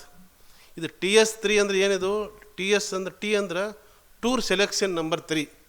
ಅಲ್ಲೆಲ್ಲ ರಿಸರ್ಚ್ ಪ್ಲಾಟ್ ಇರ್ತಾವ್ರಿ ಎಲ್ಲ, ಅದ್ರಾಗ ಇದು 3ನೇ ನಂಬರ್ ಲೈನ್. ಇದು ಟೂರ್ ಸೆಲೆಕ್ಷನ್ ನಂಬರ್ 3. ಮೊದಲ TS3 ಅಂತ ಅಷ್ಟೇ ಇತ್ತದು. ಇದು ಯಾಕೆ ಬಂತಂದ್ರೆ, ನಾವು ಸುಮಾರು 30 ವರ್ಷದಿಂದ ಅಲ್ಲೆಲ್ಲ ಗುಲ್ಬರ್ಗದಲ್ಲಿ ಸೇವಾ ಮಾಡೋ ಮುಂದೆ ಅಲ್ಲಿ ಒಂದು ಇದು ಇತ್ತು ರೀ, ಯಾವುದು ಗುಲ್ಯಾಳ್ ಲೋಕಲ್ ಅಂತ ತಕ್ಷಣ ಹೊರೈಟಿ ಇತ್ತು. ಗುಲ್ಯಾಳ್ ಅಂತ ತಕ್ಷಣ ಅದು ದೇಸಿ ಹೊರೈಟಿ. ಅದು 155ನೇ ದಿವಸಕ್ಕೆ ಮಾಗಿ ಬಿಡ್ತಿತ್ತು. ಅದಕ್ಕೇನು ಸ್ಪ್ರೇನ ಅವಶ್ಯಕತೆ ಇದ್ರಿಕಿಲ್ಲ. ಅಂದರೆ ಜಲ್ದಿ ಹುಳ ಜಾಸ್ತಿ ಆಗೋದ್ರೊಳಗಾಗೆ ಅದು ಪೂರ್ತಿ ಕಾಯಿ ಮೆಚೂರ್ ಆಗಿ ಬಂದುಬಿಡ್ತಿತ್ತು. ಅದು ಹೀಗಾಗಿ ಒಳ್ಳೆ ಹೊರೈಟಿ ಅದು. ಆದ್ರೆ ಅದೇನಂತಾರಲ್ಲ, ನಮ್ಮ ಹುಡುಗೆಲ್ಲ ಕರೆ ಚಲೋ ರೀ, ಸ್ವಲ್ಪ ಸುಳಿ ಸುಮಾರು ಅಂತಾರಲ್ಲ, ಹಂಗೆ ಆ ತೊಗರಿ ಹೊರೈಟಿಗೆ ನೆಟ್ಟಿರೋಗ ಬರಾಕೈತೆ ಅದಕ್ಕೆ ಭಾಳಷ್ಟು. ನಾವು ಅಲ್ಲೆಲ್ಲ ಗುಲ್ಬರ್ಗದಲ್ಲಿ ನಮ್ಮ ಡಿಪಾರ್ಟ್ಮೆಂಟ್ ಆಫ್ ಅಗ್ರಿಕಲ್ಚರ್ ನಾವು ಕೂಡ ಅಡ್ಡಾಡ್ತಿದ್ದೀವಿ, ಎಲ್ಲ ಹಳ್ಳಿಯಲ್ಲಿ ಅಡ್ಡಾಡಿವಿ ನಾವು. ಅಲ್ಲಿ ಕೆಲವೊಂದು ಏರಿಯಾದಾಗ ರೀ, ಸೇಡಮ್ ಏರಿಯಾಕ್ಕೆ ಹೋದೀವಿ ರೀ, ಈಚೆ ಕಡೆ ಮಾರುತಿ ಹಾಕ್ಯಾರೋ, ಈಚೆ ಕಡೆ ಗುಲ್ಯಾಳ ಹಾಕ್ಯಾರೋ, ಗುಲ್ಯಾಳ 100ಕ್ಕೂ ಪೂರ್ತಿ ಇದು ಹೋಗಿತ್ತು, ಒಣಗಿ ಹೋಗಿತ್ತು. ನನ್ನ ಕಡೆ ಫೋಟೋ ವೀಡಿಯೋಗಳದಾವೆ. ಅಂದ್ರೆ ಇದು ಯಾವಾಗಿದು ಪೂರ್ತಿ ಬೆಳೆನ ಏನಪ್ಪ ಅಂದ್ರೆ ಇದಾತಲ್ಲ, ಹಾಳಾತಲ್ಲ, ಆವಾಗ ಇಕ್ರಿಸ್ಯಾಟ್ ಅಂತಕ್ಕಂಥ ಒಂದೇನು ಸಂಸ್ಥೆ ಇತ್ತು ಎಲ್ಲಿ ಹೈದ್ರಾಬಾದ್ದಾಗ. ಅವರು ನನ್ನ ಯಾವಾಗಲೂ ಏನಪ್ಪ ಕರೆಸ್ತೀರಿ, ಫೀಲ್ಡ್ ಪ್ರಾಬ್ಲಮ್ ಏನದಾವೆ ತೊಂಬರಿ, ರೈತರ ಸಂಬಂಧ ನಾವು ಸಂಶೋಧನೆ ಮಾಡ್ತೀವಿ ಅಂತ ನಾವೆಲ್ಲ ಹೋಗ್ತಿದ್ದೆವು. ನಾವು ಅವ್ರಿಗೆ ಏನಂತ ಏನಂದ್ರೆ, ನೀವು ಏನು ದೊಡ್ಡ ಇಂಟರ್ನ್ಯಾಷನಲ್ ಸಂಸ್ಥೆ ಐತಿ, ನೀವು ಏನೂ ಮಾಡೋಕೆ ಹೋಗ್ಬೇಡ್ರಿ, ತೊಗರಿ ಬೆಳೆಗಾರಿಗೆ ಆ ಗುಲ್ಯಾಳ ಹೊರೈಟಿನ ಅದು ರೋಗಕ್ಕೆ ಭಾಳ ಆಕತಿ, ಅದನ್ನು ರೆಸಿಸ್ಟೆಂಟ್ ಮಾಡಿಕೊಡ್ರಿ, ಅದಕ್ಕೆ ರೋಗ ಬರಲಾರ್ದಂಗೆ ಮಾಡಿಕೊಡ್ರಿ, ಇದೇ ನಿಮ್ಮ ಸಾಧನೆ ಅಂತ ಹೇಳಿನವ್ರಿಗೆ. ಅದಕ್ಕೆ ಕೆಲವೊಂದಿಷ್ಟು ಲೈನ್ಗಳು ನಮ್ಮ ಅಗ್ರಿಕಲ್ಚರ್ ರಿಸರ್ಚ್ ಸ್ಟೇಷನ್ ಗುಲ್ಬರ್ಗದೊಳಗೆ ಸಂಶೋಧನೆ ಮಾಡಿಸಿಂದ TS3 ಅಂತ ಹೊರೈಟಿ ಕಂಡುಹಿಡಿದಾರೆ. ಟೂರ್ ಸೆಲೆಕ್ಷನ್ ನಂಬರ್ 3 ಇದು ಗುಲ್ಯಾಳ ಲೋಕಲ್ಗೆ ಪರ್ಯಾಯವಾಗತಕ್ಕಂಥ ಬೆಳೆ ಮತ್ತು ಅದರಷ್ಟು ಏನಪ್ಪ ಶಾರ್ಟ್ ಡ್ಯೂರೇಷನ್ನು ಮತ್ತು ಕಾಳನ್ನು ಒಳ್ಳೆ ಅಗದಿ ಫಸ್ಟ್ ಕ್ಲಾಸ್ ಬೋಲ್ಡ್ ಏನಪ್ಪ ಕಾಳು ಐತಿ, ಬಿಳಿ ಕಾಳು ಐತಿ. ಅವಾಗ ನಮ್ಮ ರೈತರು ಇಂಟ್ರೆಸ್ಟ್ ನಾವು ಇದು ಮಾಡಿದ್ದೀವಿ ರೀ. ಒಂದು ಸುಮಾರು 30 ವರ್ಷದಿಂದ ಅವರು CF ಯಾವುದು ಕೆಫೆಟ್ ಅಂತ ಒಂದು ಇದು ಸಂಸ್ಥೆ ಇದ್ರಿ, ಅಗ್ರಿಕಲ್ಚರ್ ಇಂಜಿನಿಯರಿಂಗ್ ಸಂಸ್ಥೆ ಲಖನೌದಲ್ಲಿ.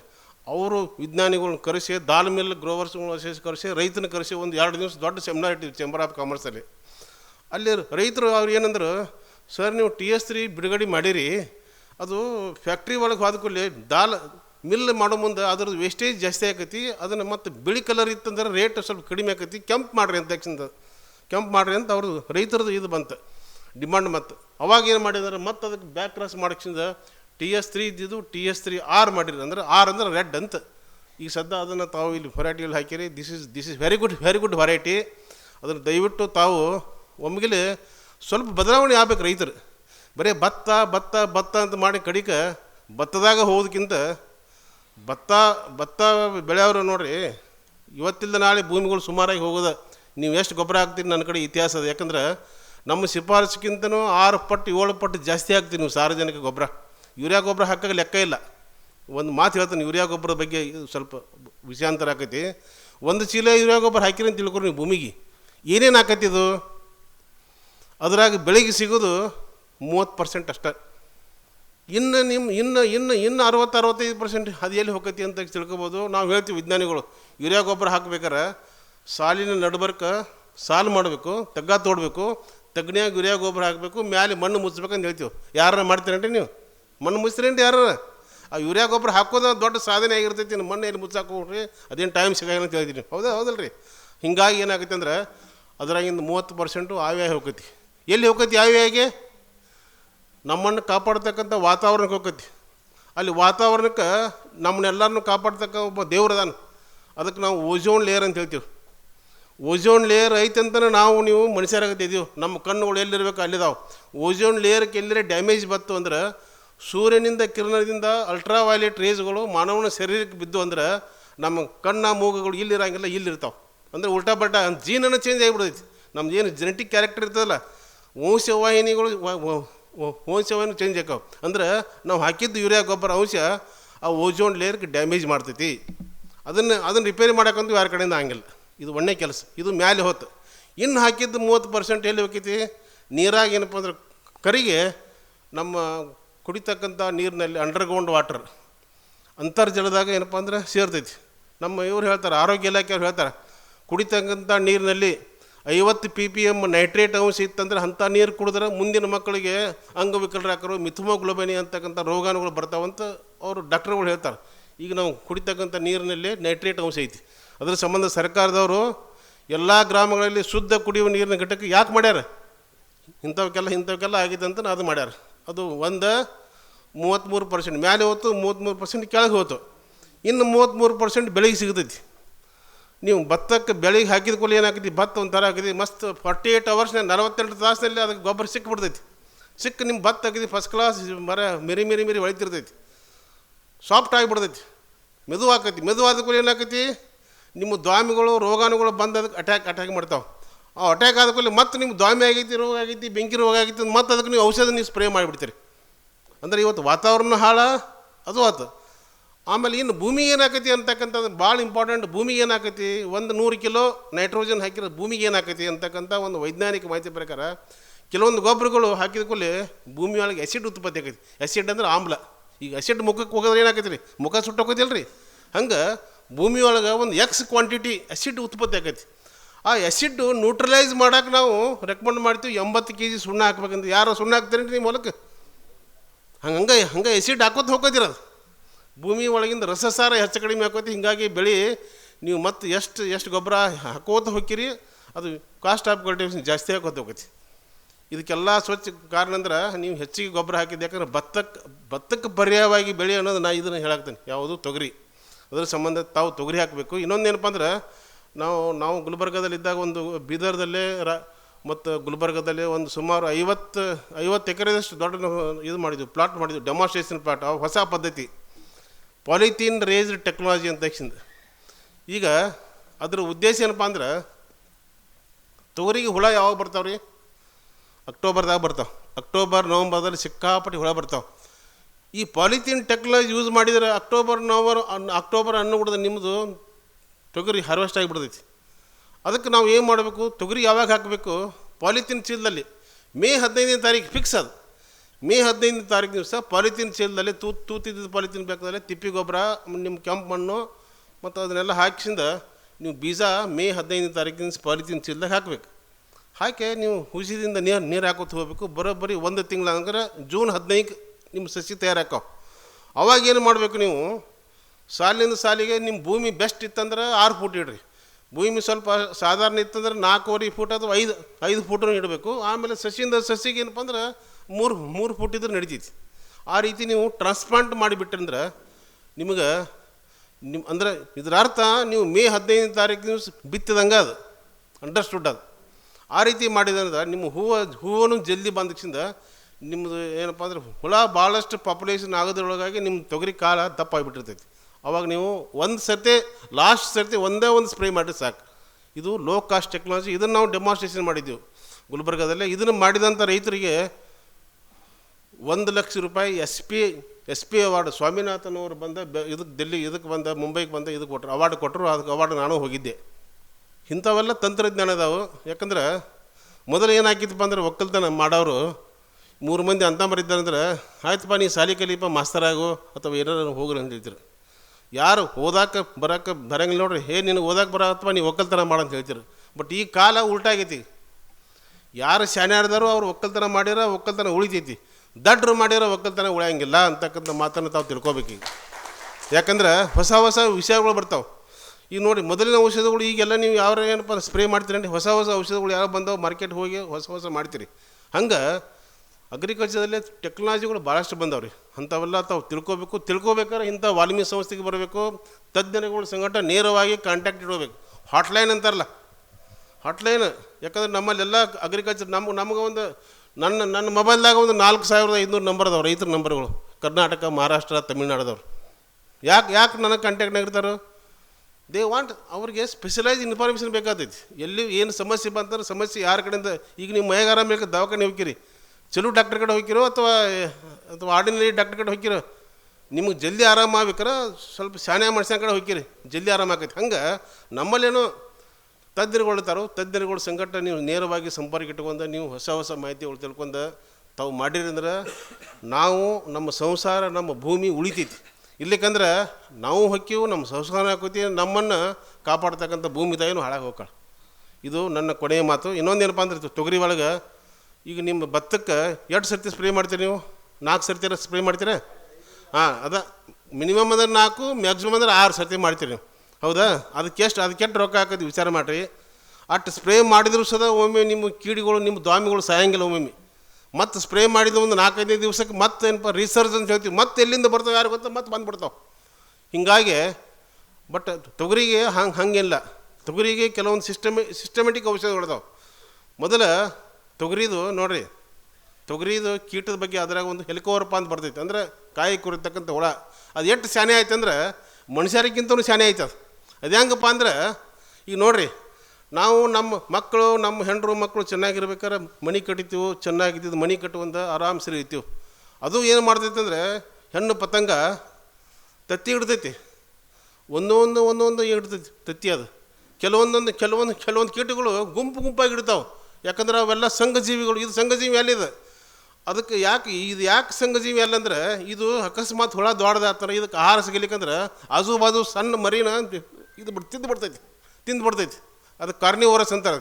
ಹೀಗಾಗಿ ನನ್ನ ಮುಂದಿನ ಮಕ್ಕಳುಗಳು ಒಂದಕ್ಕೊಂದು ತಿಂದು ಸಾಯಬಾರ್ದು, ಎಲ್ಲ ಇಂಡಿಪೆಂಡೆಂಟ್ ಆಗಿ ಬೆಳೀಲಿ ಅಂತ ತಕ್ಷಣ ಒಂದೊಂದು ತತ್ತಿ ಹಿಡ್ತೈತಿ. ಅದನ್ನು ನಾವು ರಾತ್ರಿ 8 ಗಂಟೆಗೆ ಫರ್ತಾಬಾದ್ನಾಗ ರಾತ್ರಿ ಬ್ಯಾಟ್ರಿ ಹಚ್ಚಿ ತತ್ತಿ ಹಿಡಿದು ಇಂಥ ವಿಡಿಯೋ ಮಾಡಿದ್ವಿ ನಾವು. ಅಂದ್ರೆ ತತ್ತಿ ಹೆಂಗೆ ಹಿಡ್ತೈತಿ, ಇಷ್ಟು ಶಾನೆ ಇರ್ತೈತಿ. ಅದು ಎಲ್ಲಿ ತತ್ತಿ ಇಡಬೇಕು, ಹೆಂಗೆ ತತ್ತಿ ಇಡಬೇಕು ಎಲ್ಲ ಮೊದಲು ಸರ್ವೆ ಮಾಡ್ತೈತೆ. ಅದು ನಾವು ಎಲ್ಲರೂ ಒಂದು ಜಾಗ ಸಿಕ್ಕರೆ ಪಟ್ಟ ಕುಂದಿರ್ತೀವಿ, ಹಂಗೆ ಅದು ಕುಂದ್ರಂಗಿಲ್ಲ. ಅದು ತನ್ನ ಮಕ್ಕಳು ತನ್ನ ಮರಿಗಳು ಸುಖವಾಗಿರ್ಬೇಕು ಅಂತಕ್ಕಂಥ. ನೋಡಿರಿ, ಕೆಲವೊಂದು ಮಂದಿ ಈಗ ಗುಲ್ಬರ್ದಾಗ ಈಗಾದರೂ ಹೇಳ್ತಾರೆ, ಈಗ ಮಾಡಾತಂದ್ರೆ ರೈತರು ಏನಂತಾರೆ ಗೊತ್ತಂದ್ರೆ, ಹುಳುಗಳು ಮುಗುಲು ಮ್ಯಾಲಿಂದ ಬೀಳಾಕತ್ತವ, ಅಂದ್ರೆ ಮ್ಯಾಲಿಂದ ಆಕಾಶದಿಂದ ಇದು ಬೀಳ್ತಾವೆ, ಹುಳ ಬೀಳ್ತಾವೆ ಅಂತ ಹೇಳ್ತಾರೆ. ಅದಕ್ಕೆ ಯಾಕೆ ಅಂತಾರೆ ಅಂದ್ರೆ ಅದಕ್ಕೊಂದು ವೈಜ್ಞಾನಿಕ ಒಂದು ವಿಶ್ಲೇಷಣೆ ಅದ. ಈಗ ತೊಗರಿ ಒಂದು ಹೆಣ್ಣು ಪತಂಗ ಸುಮಾರು 400-500ರಿಂದ 1,000 ಮಟ ಇಡ್ತೈತಿ. ತತ್ತಿ ಇಡ್ತೈತಿ. ನಿಸರ್ಗದಾಗ ಎಲ್ಲ ತತ್ತಿಗಳು ಮರಿಯಾಗಂಗಿಲ್ಲ. ಸೂರ್ಯನಲ್ಲಿ ಇರ್ತಕ್ಕಂಥ ಅಲ್ಟ್ರಾ ವೈಲೆಟ್ ಬೀಟಾ ರೇಸ್ಗಳು, ಏನು ಕ್ಷ ಕಿರಣಗಳಂತ ಹೇಳ್ತಾರಲ್ಲ, ಅಲ್ಟ್ರಾ ವೈಲೆಟ್ ರೇಸ್ಗಳು, ಆ ಅಲ್ಟ್ರಾ ವೈಲೆಟ್ ರೇಸ್ದಿಂದ ಏನಾಗೈತಿ, ಅರ್ಧಕ್ಕರ್ಧ ತತ್ತಿಗಳು ಸತ್ತು ಬಿಡ್ತಾವೆ. ಕೇವಲ ಅದ್ರಾಗ 50% ತತ್ತಿಗಳಷ್ಟೇ ಮರಿ ಹಾಕಾವೆ. ಹೌದಾ? ಇದು ಯಾವಾಗ ರೀ? ಸೂರ್ಯನಿಂದ ಬರ್ತಕ್ಕಂಥ ಕ್ಷಕಿರಣದ ಎಫೆಕ್ಟಿಂದ. ಆದ್ರೆ ಅಕಸ್ಮಾತ್ ಬಂತಂದ್ರೆ ಅವು ಕ್ಷಕಿರಣಗಳು ಭೂಮಿಗೆ ಬೀಳಂಗಿಲ್ಲ. ಹೀಗಾಗಿ ಅವು ಏನು ಹಾಕಿದ ತತ್ತಿಗಳು ಯಾವುದೂ ನಿರಾತಂಕವಾಗಿ ಅಷ್ಟು ಎಲ್ಲ ಮರಿ ಆಗಿಬಿಡ್ತಾವೆ. ಅದ್ರ ಸಂಬಂಧ ರೈತರು ಹೇಳ್ತಾರೋ ಅದು ಆಕಾಶದಿಂದ ಇದು ಬೀಳ್ತಾವ್ರಿ, ಮುಗಿಲ ಮ್ಯಾಲಿಂದ ಬೀಳ್ತಾವೆ ಅಂತ ಹೇಳ್ತಾರೆ. ಇದಕ್ಕೆಲ್ಲ ಕಾರಣ ಅಂದರೆ ಎಲ್ಲ ತತ್ತಿಗಳು ಮರಿ ಹಾಕಾವು, ಹೆವ ಕಾಯಿ ಬಿಡ್ತೈತಿ. ಪೂರ್ಣ ಎಲ್ಲ ಕಾಯಿಗಳೆಲ್ಲ ಪೂರ್ತಿ ತೂತು ಹಾಕಿ ಕಂಪ್ಲೀಟ್ ಲಾಸ್ ಮಾಡ್ತಾವೆ. ಇದಕ್ಕೆ ಸಾಕಷ್ಟು ನಮ್ಮ ವೈಜ್ಞಾನಿಕ ಮಾಹಿತಿಗಳಿದಾವೆ. ತತ್ತಿ ಹಾಕ್ಲಾರ್ದಂಗೆ ಏನು ಮಾಡಬೇಕು, ತತ್ತಿ ಹಾಕಿದ ಮೇಲೆ ಏನು ಮಾಡಬೇಕು, ಕೆಲವೊಂದು ಔಷಧಗಳಿದಾವೆ ರೀ, ತತ್ತಿನಾಶಕ ಔಷಧಗಳಿದಾವೆ. ಅದು ಆ ಔಷಧಗಳು ಫಾರ್ ಎಕ್ಸಾಂಪಲ್ ಪ್ರೊಫೆನೋಪಾಸ್ ಅಂತ ಬರ್ತೈತಿ 50 EC. ಆ ಔಷಧ ಹೊಡೆದ್ರೆ ತತ್ತಿಗಳು ಕಂಪ್ಲೀಟ್ ಎಲ್ಲ ಸಾಯ್ತಾವೆ. ಎಲ್ಲ ಸ್ವಚ್ಛ ಔಷಧಗಳಲ್ಲಿ ತತ್ತಿನಾಶಕಕ್ಕೆ ಗುಣ ಇರೋಂಗಿಲ್ಲ. ಸೊ ಅಂಥ ಔಷಧಗಳು ಹೊಡೆದ್ರೆ, ಫಸ್ಟ್ ಔಷಧ ಅದು ಹೊಡೆದ ಆಮೇಲೆ ಬೇವಿನ ಎಣ್ಣೆ ಒಳಗೆ ದೊಡ್ಡದು ಒಂದು ಶಕ್ತಿ ಅದ. ನಿಮ್ಮಲ್ಲಿ ನೀವು ಸದ ಮಾಡ್ಬೋದು. ನಿಮಗೆ ಮಾಡೋಕ್ಕೆ ಟೈಮೆಲ್ಲ ನಾವು ಎಲ್ಲ ಕಡೆ ರೈತರಿಗೆ ಕೇಳ್ತೀವಿ, ನಿಮ್ಮ ಹೊಲ್ದಾಗ ಬೇವಿನ ಗಿಡ ಅದ ನೋಡ್ರಿ, ಅವಾಗಿದ್ದರೂ ಈಗೆಲ್ಲ ಬೇವಿನ ಗಿಡ ಎಲ್ಲ ಸ್ವಚ್ಛ ಕಡ್ದು ಹಾಕಿವ್ರಿ ಅಂತ ಹೇಳ್ತಾರೆ. ಒಂದು ರೈತ ಅಂದ್ರೆ 2-3 ಎಕರೆ ಜಮೀನು ಇತ್ತಂದ್ರೆ ಒಂದು ಬೇವಿನ ಗಿಡ ಇದ್ರೆ ಸಾಕು. ನಿಮ್ಮ ಔಷಧ ನೀವು ಏನಪ್ಪ ಅಂದ್ರೆ ಪ್ರಿಪರೇಷನ್ ಮಾಡ್ಬೋದು, ತಯಾರು ಏನಪ್ಪ ಮಾಡ್ಬೋದು. ಅದು ಹೆಂಗಪ್ಪ ಅಂದ್ರೆ ಬೇವಿನ ಬೀಜ ಬೀಳ್ತೈತಿ. ಬೇವಿನ ಬೀಜ ನೀವು ಅದಕ್ಕೇನು ಮಾಡ್ಬೇಕಂದ್ರೆ, ಬ್ಯಾಸಿಗೆ ಒಳಗೆ ನೀವು ನಿಮ್ಮ ಹೆಂಡರು ಮಕ್ಕಳು ಕೂಡಿ ಒಂದು ತಂಬಿಗೆ ಒಂದು ಹೊಡೆದಷ್ಟು ನೀರು ತೊಗೊಂಡು ಹೋಗ್ಬೇಕು ಹೊಲಕ್ಕೆ. ಬೇವಿನ ಗಿಡದ ಕೆಳಗೆ ಅದನ್ನೆಲ್ಲ ಸಾರಿಸಿ ಬರ್ಬೇಕು. ಅದನ್ನು ಸಾರಿಸಿ ಬಂದು ಅಲ್ಲೇ ಊಟ ಮಾಡಿಕೊಂಡು ರೆಸ್ಟ್ ತೊಗೊಂಡು ಬರ್ರಿ. ಯಾಕೆ ಸಾರಿಸೋದಂದ್ರೆ, ನಿಮ್ಮ ಬೇವಿನ ಬೀಜ ಬಿದ್ದಿರ್ತಾವಲ್ಲ, ಬೇವಿನ ಬೀಜ ಕಾಯಿಗಳು ತಿಂದಿದ್ದು ಬೇವಿನ ಬೀಜ ಎಲ್ಲ ಅಲ್ಲೇ ಬೀಳ್ತಾವೆ. ಅಕಸ್ಮಾತ್ ನೀವು ಸಾರಿಸ್ಲಿಕ್ಕಂದ್ರೆ ಮಣ್ಣಾಗ ಹೋಗ್ತೈತಿ. ಅದನ್ನು ಆಯ್ಕೆ ಮಾಡೋದು ನಿಮ್ಮ ಸಮಸ್ಯೆ ಆಕೈತಿ. ಅದ್ರ ಸಂಬಂಧ ಅವನ್ನೆಲ್ಲ ಒಂದು ಕಡ್ಡಿ ಕಸಬಾರಿ ತೊಗೊಂಡು ನಿಮ್ಮದು ಮೇ ಎಂಡ್ ಅಥವಾ ಜೂನ್ ಪ್ರಾರಂಭದಲ್ಲಿ ಎಲ್ಲ ಮುಗಿದಿರುತ್ತೆ ಸೀಸನ್. ಅದೆಲ್ಲ ಕಡ್ಡಿ ಕಸಬಾರಿ ತೊಗೊಂಡು ಬಳಕೆ ಮಾಡಿ ಅದನ್ನು ನಿಮ್ಮ ಊರಾಗ ಹೊಲ್ದಾಗ ನಿಮ್ಮ ಮನೆಗೆ ತಂದು ಬಿಸಿಲಾಗ ಒಂದು 3-4 ದಿವಸ ಒಣಗಿಸಿರ ಫಸ್ಟ್ ಕ್ಲಾಸ್ ಇದಾಕೈತಿ. ನಿಮ್ಮದು ಗೊಬ್ಬರನೂ ಆಕೈತಿ, ಔಷಧ ತಯಾರಾಕೈತಿ. ಔಷಧ ತಯಾರು ಮಾಡೋರು ಏನು ಮಾಡ್ಬೇಕಾದ್ರೆ, ಬೇವಿನ ಬೀಜ ಸರಿಯಾಗಿ ಇದನ್ನೆಲ್ಲ ಸ್ವಚ್ಛ ಕ್ಲೀನ್ ಮಾಡಿ ಒಂದು 200 ಲೀಟ್ರ್ ನೀರು ಇತ್ತಂದ್ರೆ, 200 ಲೀಟ್ರ್ ಡ್ರಮ್ ನೀರು ಇತ್ತಂದ್ರೆ ಸುಮಾರು ಒಂದು 20 ಕಿಲೋದಷ್ಟು ಬೇವಿನ ಬೀಜ ಅವನ್ನೆಲ್ಲ ಸಣ್ಣಂಗೆ ಪೌಡ್ರ್ ಮಾಡಿಸಿಂದ ನಿಮ್ಮದು ಮಾಂಜರ ಪಟ್ಟದ ಅರಿಬಿ ಒಳಗೆ ರಾತ್ರಿ ಬೆಳತನಕ ನೆನೆಸಿ ಆ ಒಂದು ದ್ರಾವಣ ಅದ್ರಾಗ ಹಾಕಿಬಿಟ್ರಿ ಅಂದ್ರೆ ನಿಮ್ಮದು ಒರಿಜಿನಲ್ ಔಷಧ ಏನಪ್ಪ ತಯಾರಾಗ್ತದೆ. ಯಾವ ಎಂಡೋಸಲ್ಫಾನ್ ಬೇಡ, ಯಾವುದು ಪ್ರೊಪೆನೋಪಾಸ್ ಬೇಡ, ಯಾವುದು ಕುರಾಕ್ರನ ಬೇಡ, ಏನೂ ಬೇಡ. ಇದನ್ನು ನೀವು ಏನಪ್ಪ ಅಂದ್ರೆ ಸ್ಪ್ರೇ ಮಾಡಬೇಕು. ಉಳ್ದಿದ್ದು ಏನು ಇರ್ತಿಲ್ಲ ಅದನ್ನು ಬೇಕಾದಂಗೆ ನೀವು ನಿಮ್ಮ ಇದಕ್ಕೆ ಹೊಲಕ್ಕೆ ಬೇವಿನ ಹಿಂಡಿ ಅಂತ ಬರ್ತೈತಿ, ಬೇವಿನ ಹಿಂಡಿ ಹಾಕ್ಬೋದು. ನಿಸರ್ಗ ನಮಗೆಲ್ಲ ಸಾಕಷ್ಟು ಕೊಟ್ಟೈತಿ. ನಾವು ನಿಸರ್ಗ ಸಮೀಪ ಹೋಗಲಾರ್ದ ಪೇಟೆಗಿಂದ ಔಷಧ ತಂದ್ರೆ ಹಾಳಾಗಿಬಿಡ್ತೀವಿ. ಸೊ ಇದನ್ನು ನೀವು ನಿಮ್ಮ ಸ್ವತಃ ಮಾಡ್ಬೋದು. ಇಲ್ಲ ಸರ್ ನಮ್ಗೆ ಮಾಡೋಕ್ಕೆ ಟೈಮ್ ಇಲ್ಲರಿ ಅಂದ್ರೆ ಒಂದು 10,000 ppm ಬೇವಿನ ಔಷಧ ಸಿಗ್ತೈತಿ ಮಾರ್ಕೆಟ್ದಲ್ಲಿ. ಏನು ರೀ 1% ಅಜಾಡೈರೆಕ್ಟಿನ್ ಅಂತ ಸಿಗ್ತೈತಿ. ಅದನ್ನು 1 ಲೀಟ್ರ್ ನೀರಿಗೆ 3 ml ಅಂದರೆ ನಿಮ್ಮದು 20 ಲೀಟ್ರ್ ಎಲ್ಲ ಕಡೆ ರೈತರ ಕಡೆ 20 ಲೀಟ್ರ್ ಬ್ಯಾಟ್ರಿ ಪಂಪ್ ಅದಾವೆ. 20 ಲೀಟ್ರ್ ಎಷ್ಟು ಹಾಕಿದ್ದು 20 × 3 ಅಂದ್ರೆ 60 ml ಔಷಧ ಹಾಕಿಸಿಂದ ನೀವು ಸ್ಪ್ರೇ ಮಾಡಿಬಿಟ್ರೆ, ಬೇವಿನ ಎಣ್ಣೆ ಸ್ಪ್ರೇ ಮಾಡಿಬಿಟ್ರೆ ಹುಳ ಸಾಯಂಗಿಲ್ಲ. ಹುಳ ತಿನ್ನೋದು ಸ್ಟಾಪ್ ಆಗಿಬಿಡೈತಿ. ಹುಳ ಉಪವಾಸ ಇರ್ತೈತಿ, ಅಲ್ಲೇ ಇರ್ತೈತಿ. ಕರೆ ಎಲ್ಲ ಹೂವು ಚಾಯ್ ಎಲ್ಲ ಇರ್ತೈತಿ, ಬಟ್ ಅದು ಏನೂ ಮುಟ್ಟಂಗಿಲ್ಲ. ಅದು ಇದು ಬೇವಿನ ವಿಷಯದಲ್ಲಿ ಒಂದು ವಿಶೇಷ ಶಕ್ತಿ ಐತಿ. ಮುಂದಕ್ಕೆ ಲಾಸ್ಟಕ್ಕೆ ಅದು ವೀಕಾಗಿ ಕಡೆಗೆ ಸತ್ತು ಹೋಗ್ಬಿಡೈತೆ ಅದು. ಸೊ ನಮ್ಮ ರೈತರಿಗೆ ಹಂಗಿಲ್ಲ ರೀ. ಎಂಥ ಔಷಧ ಬೇಕಂದ್ರೆ ಹಿಂಗೆ ಸ್ಪ್ರೇ ಮಾಡಿ ಹಿಂಗೆ ಹೋಗಿ ಹಿಂಗೆ ಬರ್ತಲ್ಲ, ಬರುಗುಡದಾದ ಹುಳ ಒದ್ದಾಡಿ ಸಾಯ್ಬೇಕಂದ್ರೆ ಇದು ಔಷಧ ಭಾರಿ ಎಲ್ಲಿಕಂದ್ರೆ ಇದು ಎಲ್ಲ ಡೂಪ್ಲಿಕೇಟ್ ಔಷಧ ಅಂತ ತಿಳ್ಕೊತಾರೆ. ಹಂಗೆ ಅದಾವೆ. ಯಾಕಂದರೆ ಒಮ್ಮೊಮ್ಮೆ ಹುಳುಗಳು ಒಮ್ಮೆ ಸಾಯಂಗಿಲ್ಲ. ಮರಿಗೆ ಸಾಯ್ತಾ, ಒಮ್ಮೆ ಇಮಿಡಿಯೇಟ್ಲಿ ಸಾಯ್ತಾ, ಒಮ್ಮೆ ನರ್ವಸ್ ಸಿಸ್ಟಮ್ ಆಗಿ ಪ್ಯಾರಲೈಸಿಸ್ ಆಕಾವು. ಹಂಗೆ ಮೋಡ್ ಆಫ್ ಆ್ಯಕ್ಷನ್ ಬೇರೆ ಇರ್ತಾವೆ. ಅದ್ರ ಸಂಬಂಧ ನೀವು ಒಂದು 2-3 ಸರ್ತಿ ಸ್ಪ್ರೇ ಮಾಡೋ ಮುಂದೆ ಈ ಬೇವಿನ ಎಣ್ಣೆ ಒಂದು ಸರ್ತಿ ಹಾಕೋದಾಗ ಸ್ಪ್ರೇ ಮಾಡಬೇಕು. ಇನ್ನೂ ಮತ್ತು ಈಗೆಲ್ಲ ಹೊಸ ಔಷಧಗಳು ಬಂದಾವೆ. ಈಗ ಬ್ರೋಫ್ಲಾ ನಿಲೈಡ್ ಅಂತ ಒಂದು ಔಷಧ ಬಂದೈತೆ ರೀ. 1 ಎಕರೆಗೆ 34 ml ಆದ್ರೆ ಸಾಕ್ರಿ.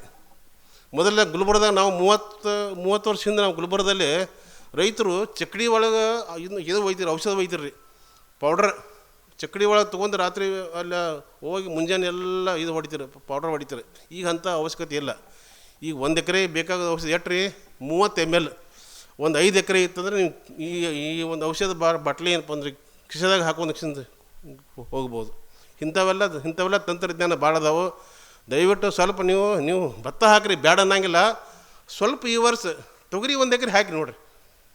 ನಿಮ್ಮ ತೊಗರಿಗೆ ಎಷ್ಟು ಖರ್ಚು ಮಾಡಿರಿ, ಔಷಧ ಎಷ್ಟು ಹೊಡಿದ್ರಿ, ರೊಕ್ಕ ಎಷ್ಟು ಬಂತು. ಆಗ ಹೇಳಿದ್ರು ಮರಡಿ ಸಾಹೇಬ್ರು ಹೇಳಿರಿ, ಅಗದಿ ಕರೆಕ್ಟ್ ಸೈಂಟಿಫಿಕ್ಲಿ ಹೇಳಿದ್ರು ಅವ್ರು. ಭತ್ತಕ್ಕೆ ಎಷ್ಟು ಮಾಡಿದ್ರಿ, ಇದಕ್ಕೆ ಕೆಲಸ ಮಾಡ್ತೀರಿ, ಸ್ವಲ್ಪ ಮಾಡಿರಿ. ಒಮ್ಮೆ ನೀವು ಮಾಡಿರಿ ಅಂದ್ರೆ ಆಮೇಲೆ ನೀವೆಲ್ಲ ನಿಮ್ಮ ಭತ್ತದ ಲ್ಯಾಂಡ್ ಎಲ್ಲ ಪೂರ್ತಿ ಎಲ್ಲ ಇದಕ್ಕೆ ಹೋಗುತ್ತೆ, ತೊಗರಿ ಹೋಗುತ್ತೆ. ನೋಡಿ, ಈಗ ದಾವಣಗೆರೆಯಾಗ ಮೊನ್ನೆ ಎಲ್ಲ ನಮ್ಮ ವಾಲ್ಮೀಕಿ ಟ್ರೈನಿಂಗ್ ಹೋದಾಗ ನಮಗೆ ಭಾಳಷ್ಟು ಕೆಟ್ಟ ಅನಿಸ್ತು. ಎಲ್ಲ ಭತ್ತದ ನಾಡಿನಲ್ಲಿ ಎಲ್ಲ ಭತ್ತದ ನಾಡು ಕನ್ವರ್ಟರ್ ಇಂಟು ಅರೆಕನ್ನಟ್ರಿ. ನಾ ಹೇಳಿ ಕೈ ಮುಗಿತೀನಪ್ಪ, 1 ಎಕರೆ ಹಾಕೋಲ್ಲ, ಭತ್ತ ಹಾಕ್ರಿ, ನಿಮ್ಮ ಉಣ್ಣಾಕರ ಭತ್ತ ಬೆಳೀರಿ ಅಂತ ಹೇಳಿದೆವು. ಭಾಳಷ್ಟು ಕಮರ್ಷಿಯಲ್ಗೆ ಹೋದ್ರೆ ಮನುಷ್ಯಾಗ ಆಸೆ ಅನ್ನೋದು ಅದಕ್ಕೆ ಅಂತಿಮ ಇಲ್ಲ. ಸ್ವಲ್ಪ ನಮಗೆ ಉಣ್ಣಾಕರ ಹಾಕೋದಾಗ ನಾವು ಸಾವಯವದಾಗ ಬೆಳೆದು ನಾವು ಊಟ ಮಾಡ್ಬೇಕು ರೀ. ಮತ್ತು ಸಿಕ್ಕಾಪಟ್ಟೆ ಔಷಧ ಹೊಡೆಯೋದು ನಾವು ಭತ್ತ ತಂದಕ್ಕೆ ನಾವು ಊಟ ಮಾಡಿದ್ರೆ ಮತ್ತು ನೀವು ದವಾಖಾನೆ ಹೋಗೋದು, ಡಾಕ್ಟ್ರಿಗೆ ರೊಕ್ಕ ಕೊಡೋದು ಅದು ತಪ್ಸೋಕ್ಕಾಗಿಲ್ಲ. ಅದಕ್ಕೆ ನಾ ಇಷ್ಟೇ ಹೇಳ್ತೀನಿ. ಆಗ ಹೇಳಿರಿ ಹಿಂದೂದರವರು ಮಣ್ಣಿನ ಬಗ್ಗೆ ನಾವು ಒಂದೊಂದು ತಾಸಲ್ಲಿ ಮಾತಾಡ್ತೀವಿ, ಭಾಳ ಹೇಳೋಂಗಿಲ್ಲ. ಈಗ ಮಣ್ಣಿನಾಗಿನ ಶಕ್ತಿ ಕಡಿಮೆ ಆಗಿಬಿಟ್ಟೈತಿ, ಪವರ್ ಇಲ್ಲ. ಪವರ್ ಜಾಸ್ತಿ ಆಗ್ಬೇಕಾಯ್ತಂದ್ರೆ ಅದಕ್ಕೆ ಏನು ಮಾಡಬೇಕು, ಸಾವಯವ ಇಂಗಾಲ ಹೆಚ್ಚಿಗೆ ಮಾಡಬೇಕಂದ್ರೆ ನಾವು ಅವು ಏನು ಕೃಷಿ ತ್ಯಾಜ್ಯಗಳನ್ನ ಮತ್ತೆ ನಾವು ಭೂಮಿ ತಾಯಿಗೆ ಹಾಕಬೇಕು. ಅಂದಾಗ ನಮ್ಮ ಭೂಮಿ ತಾಯಿ ಉಳಿತಾಳು. ಎಲ್ಲಿಕಾರ ಭೂಮಿ ಬರೀ ಭತ್ತ ಬೆಳೆದ ಎಲ್ಲ ಭೂಮಿಯೊಳಗಿನ ಪೋಷಕಾಂಶಗಳು ಪೂರ್ತಿ ಹೋಗಿಬಿಟ್ಟವೆ. ಮತ್ತು ನೀವು ಬೇರೆ ಹೊಸದಾಗಿ ಗೊಬ್ಬರ ಹಾಕಿದಂಗೆ ನೀವು ಬೆಳೆ ಬರ್ತೈತಿ, ಇರ್ಲಿಕ್ಕಂದ್ರೆ ಬೆಳೆ ಬರಲಾರಂಥ ಪರಿಸ್ಥಿತಿ ಆಗೈತಿ. ಆದರೆ ಇದು ಹಂಗಲ್ಲ, ತೊಗರಿ ಹಂಗಲ್ಲ. ತೊಗರಿ ನಿಮ್ಮ ಭೂಮಿಯನ್ನು ಫಲವತ್ತತೆ ಮಾಡ್ತೈತಿ. ನೋಡಿ, ಎಲ್ಲ ಇದ್ದಿದ್ದೆಲ್ಲ ಎಲೆಗಳೆಲ್ಲ ಸ್ವಚ್ಛ ಬಿದ್ದುಬಿಡ್ತಾವೆ. ಅಷ್ಟು ಎಲ್ಲ ಕೀಳು ಮಂದ್ರಿ ಪೂರ್ತಿ ಒಂದು ಲೇರ್ ಆಗಿಬಿಟ್ಟಿರ್ತೈತಿ. ಮತ್ತು ಎಲ್ಲ ಸಾರಜನಕದ ಗಂಟುಗಳು ಇರ್ತಾವೆ ರೀ. ಮತ್ತು ತೊಗರಿ ಬೆಸ್ಟ್ ಬಾಳ್ರಿ. ಮತ್ತು ತೊಗರಿ ನಿಮ್ಗೆ ಎಕನಾಮಿಕಲಿನ ಚಲೋ. ದಯವಿಟ್ಟು ನೀವು ಭತ್ತ ಬೆಳೀರಿ, ಬೇಡ ಅನ್ನಂಗಿಲ್ಲ. ಸ್ವಲ್ಪ 1 ಎಕರೆ ಹಾಕೋದಾಗ ಈ ವರ್ಷ ಹಾಕ್ರಿ. ಮುಂದೆ ನಿಮ್ಗೆ ಲಾಭ ಬಂತಂದ್ರೆ ಅದನ್ನು ಕಂಟಿನ್ಯೂ ಮಾಡಿರಿ. ಆದರೆ ಭತ್ತ ಮಾತ್ರ ತೊಗರಿ ಮಾತ್ರ ಬೆಳೆದು ಬಿಡಕ್ಕೆ ಹೋಗ್ಬೇಡ್ರಿ. ಇದು ನನ್ನ ಕಳಕಳಿ ವಿನಂತಿ. ಯಾಕಂದ್ರೆ ನೀರಾವರಿ ಮತ್ತು ಇದಕ್ಕೆ ನೀರು ಭಾಳ ಬೇಕಾಗಿಲ್ಲ.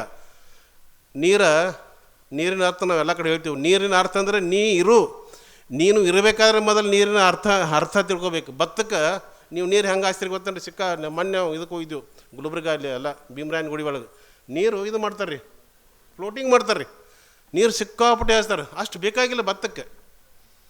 ನಾವು ಹೇಳ್ತೀವಿ ವಿಜ್ಞಾನಿಗಳು, paddy it is not A submerge, ಅಂದರೆ ನೀರಿನಲ್ಲಿ ಬೆಳೀತಕ್ಕಂಥ ಬೆಳೆಯಲ್ಲ ಅದು.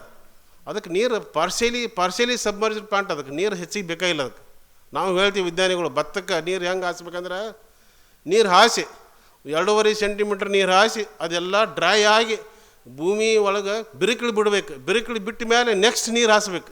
ಅದನ್ನೇ ಮಾಡ್ತೀರೇನ್ರಿ ನೀವು? ನೀರು ಹಾಸಿ ಹಾಸೋದು ಅದು ಒಳ್ಳೆಯದಲ್ಲ. ಭೂಮಿ ತಾಯಿ ಇವತ್ತಿದ ನಾಳೆ ನಿಮ್ಗೆ ಕೈ ಕೊಟ್ಟು ಹೋಗ್ತಾಳೆ. ಆಕೆ ಹೇಳ್ತಾಳೆ, ಮಗನ ನನ್ನ ಕಾಳಜಿ ಮಾಡಿದರೆ ನಿನ್ನ ಕಾಳಜಿ ಮಾಡ್ತಾನು, ನನ್ನ ಕಾಳಜಿ ನಿಮ್ಮ ಮಾಡ್ಲಿಕ್ಕೆ ನಿನ್ಯಾಕೆ ಕಾಳಜಿ ಮಾಡಲು, ನಾ ಅಂತೂ ಹಾಳಾಗಿರ್ತೀನಿ, ನೀನು ಹಾಳಾಗಿ ಹೋಗಿ ಅಂತ ಹೇಳ್ತಾಳೆ ಭೂಮಿ ತಾಯಿ. ಅದಕ್ಕೆ ಅದು ಬೇಡ. ಭೂಮಿ ತಾಯಿನ ಎಲ್ಲರೂ ಕೂಡಿ ಯಕ್ಷಿಂದ ಉಳಿಸೋಣ. ಇನ್ನೂ ನಾವು ತೊಗರಿ ಬಗ್ಗೆ ಭಾಳಷ್ಟು ಹೇಳ್ಬೋದು. ತೊಗರಿ ಬಗ್ಗೆ ಕೆಲವೊಂದಿಷ್ಟು ತಂತ್ರಜ್ಞಾನ ಅದಾವೆ. ಈಗ ಇವರೆಲ್ಲ ಮಾಡ್ಯಾರ. ಈಗ ತೊಗರಿ ಒಂದು 50 ದಿವಸಕ್ಕೆ ಮ್ಯಾಲೆ ಕೊಂಡಿ ಚುಟ್ಟಾರ. ಈ ವರ್ಷ ಎರಡು ಸತಿ ಚೊಂಡಿ ಚುಟ್ಟಾರ ಅಲ್ಲಿ ಗುಲ್ಬರ್ಗ ಮತ್ತು ಆ ಕಡೆ ಎಲ್ಲ ಬಾಗಲಕೋಟದವ್ರು. ಯಾಕಂದ್ರೆ ಮಳೆ ಭಾಳ ಆಯ್ತು, ಎತ್ತರ ಸಿಕ್ಕಾಪಟ್ಟೆ ಆಯ್ತು. ಫಸ್ಟ್ ಒಂದು 55 ದಿವಸಕ್ಕೆ ಮತ್ತೊಂದು 20 ದಿವಸಕ್ಕೆ ಮತ್ತೊಂದು ಸರ್ತಿ ನೀವು ಚಂಡಿ ಚುಟ್ರಿಂದ ಸಿಕ್ಕಾಪಟ್ಟೆ ಪಂಗ್ಳು ಹೊಡೆದಕ್ಷಿಂದ ಹೂವು ಕೈ ಚಳಿ ಸಿಕ್ಕಾಪಟ್ಟೆ ಬರ್ತೈತಿ. ಮತ್ತು ಅವಕ್ಕೂ ಒಂದಿಷ್ಟು ಅದಾವೆ ರೀ. ಇನ್ನು ಮುಂದೆ ವೆಜಿಟೇಟಿವ್ ಗ್ರೋತ್ ಜಾಸ್ತಿ ಆಗಬಾರ್ದು ಅಂತಕ್ಕಂಥ ಔಷಧಗಳದಾವೆ. ಮೆಪಿಕುಟ್ಟು ಕುಲಾಡಿ ಅಂತ ಔಷಧಗಳದಾವೆ. ಅವು ಔಷಧಗಳು ಹೊಡೆದ್ರಂದ್ರೆ ಮುಂದೆ ಅದು ಬೆಳವಣಿಗೆ ಆಗೋದು ಸ್ಟಾಪ್ ಆಕೈತಿ, ಹೂವು ಕೈ ಆಗ್ಲಕ್ಕ ಚಾಲು ಆಕೈತಿ. ಸೊ ಅಂಥವೆಲ್ಲ ಔಷಧಗಳು ಬಂದಾವೆ. ಮತ್ತು ಸ್ವಲ್ಪ ನೀವು ಶಾನೆತನದಿಂದ ಮಾಡಿರಿ ಅಂದ್ರೆ ನೀವು ಕಡಿಮೆ ಖರ್ಚದಲ್ಲಿ ತೊಗರಿಯನ್ನು ಲಾಭದಾಯಕವಾಗಿ ಬೆಳೆಯಲು ಸಾಧ್ಯ ಐತಿ. ಅದನ್ನು ನಮ್ಮ ವಾಲ್ಮೀಯವರು ಮಾಡಕ್ಕೆ ತೋರಿಸ್ಯಾರು. ದಯವಿಟ್ಟು ತಾವು ಏನಪ್ಪ ಅಂದ್ರೆ ಅನುಕರಣೆ ಮಾಡಿರಿ ಅಂತಕ್ಕಂಥ ಮಾತನ್ನು ಹೇಳ್ತಾ, ನನಗೆ ಮಾತನಾಡಲು ಅವಕಾಶ ಕೊಡ್ತಕ್ಕಂಥ ನಮ್ಮ ವಾಲ್ಮೀ ಸಿಬ್ಬಂದಿಯವರಿಗೆ, ಡೈರೆಕ್ಟರ್ವರಿಗೆ ಮತ್ತು ತಮ್ಮೆಲ್ಲರಿಗೂ ವಂದನೆಗಳು, ನಮಸ್ಕಾರಗಳು. ಧನ್ಯವಾದಗಳು ಸರ್.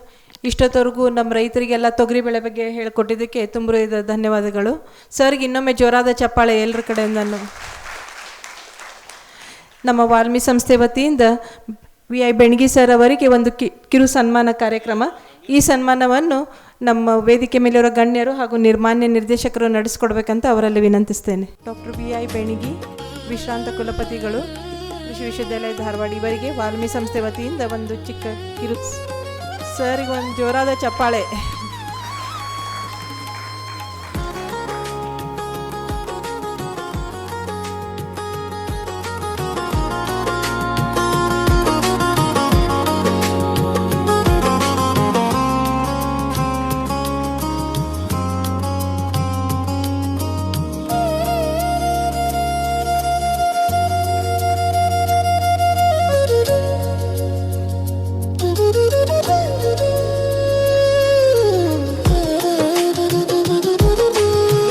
ಧನ್ಯವಾದ.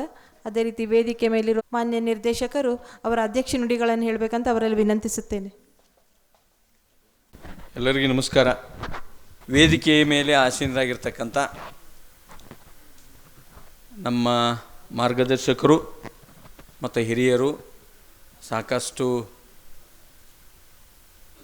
ವಿಷಯಗಳಲ್ಲಿ ಕೃಷಿ ಮತ್ತು ಕೃಷಿಯಲ್ಲಿ ಸಾಕಷ್ಟು ವಿಷಯಗಳ ಬಗ್ಗೆ ಪ್ರಾಯೋಗಿಕವಾಗಿರ್ತಕ್ಕಂಥ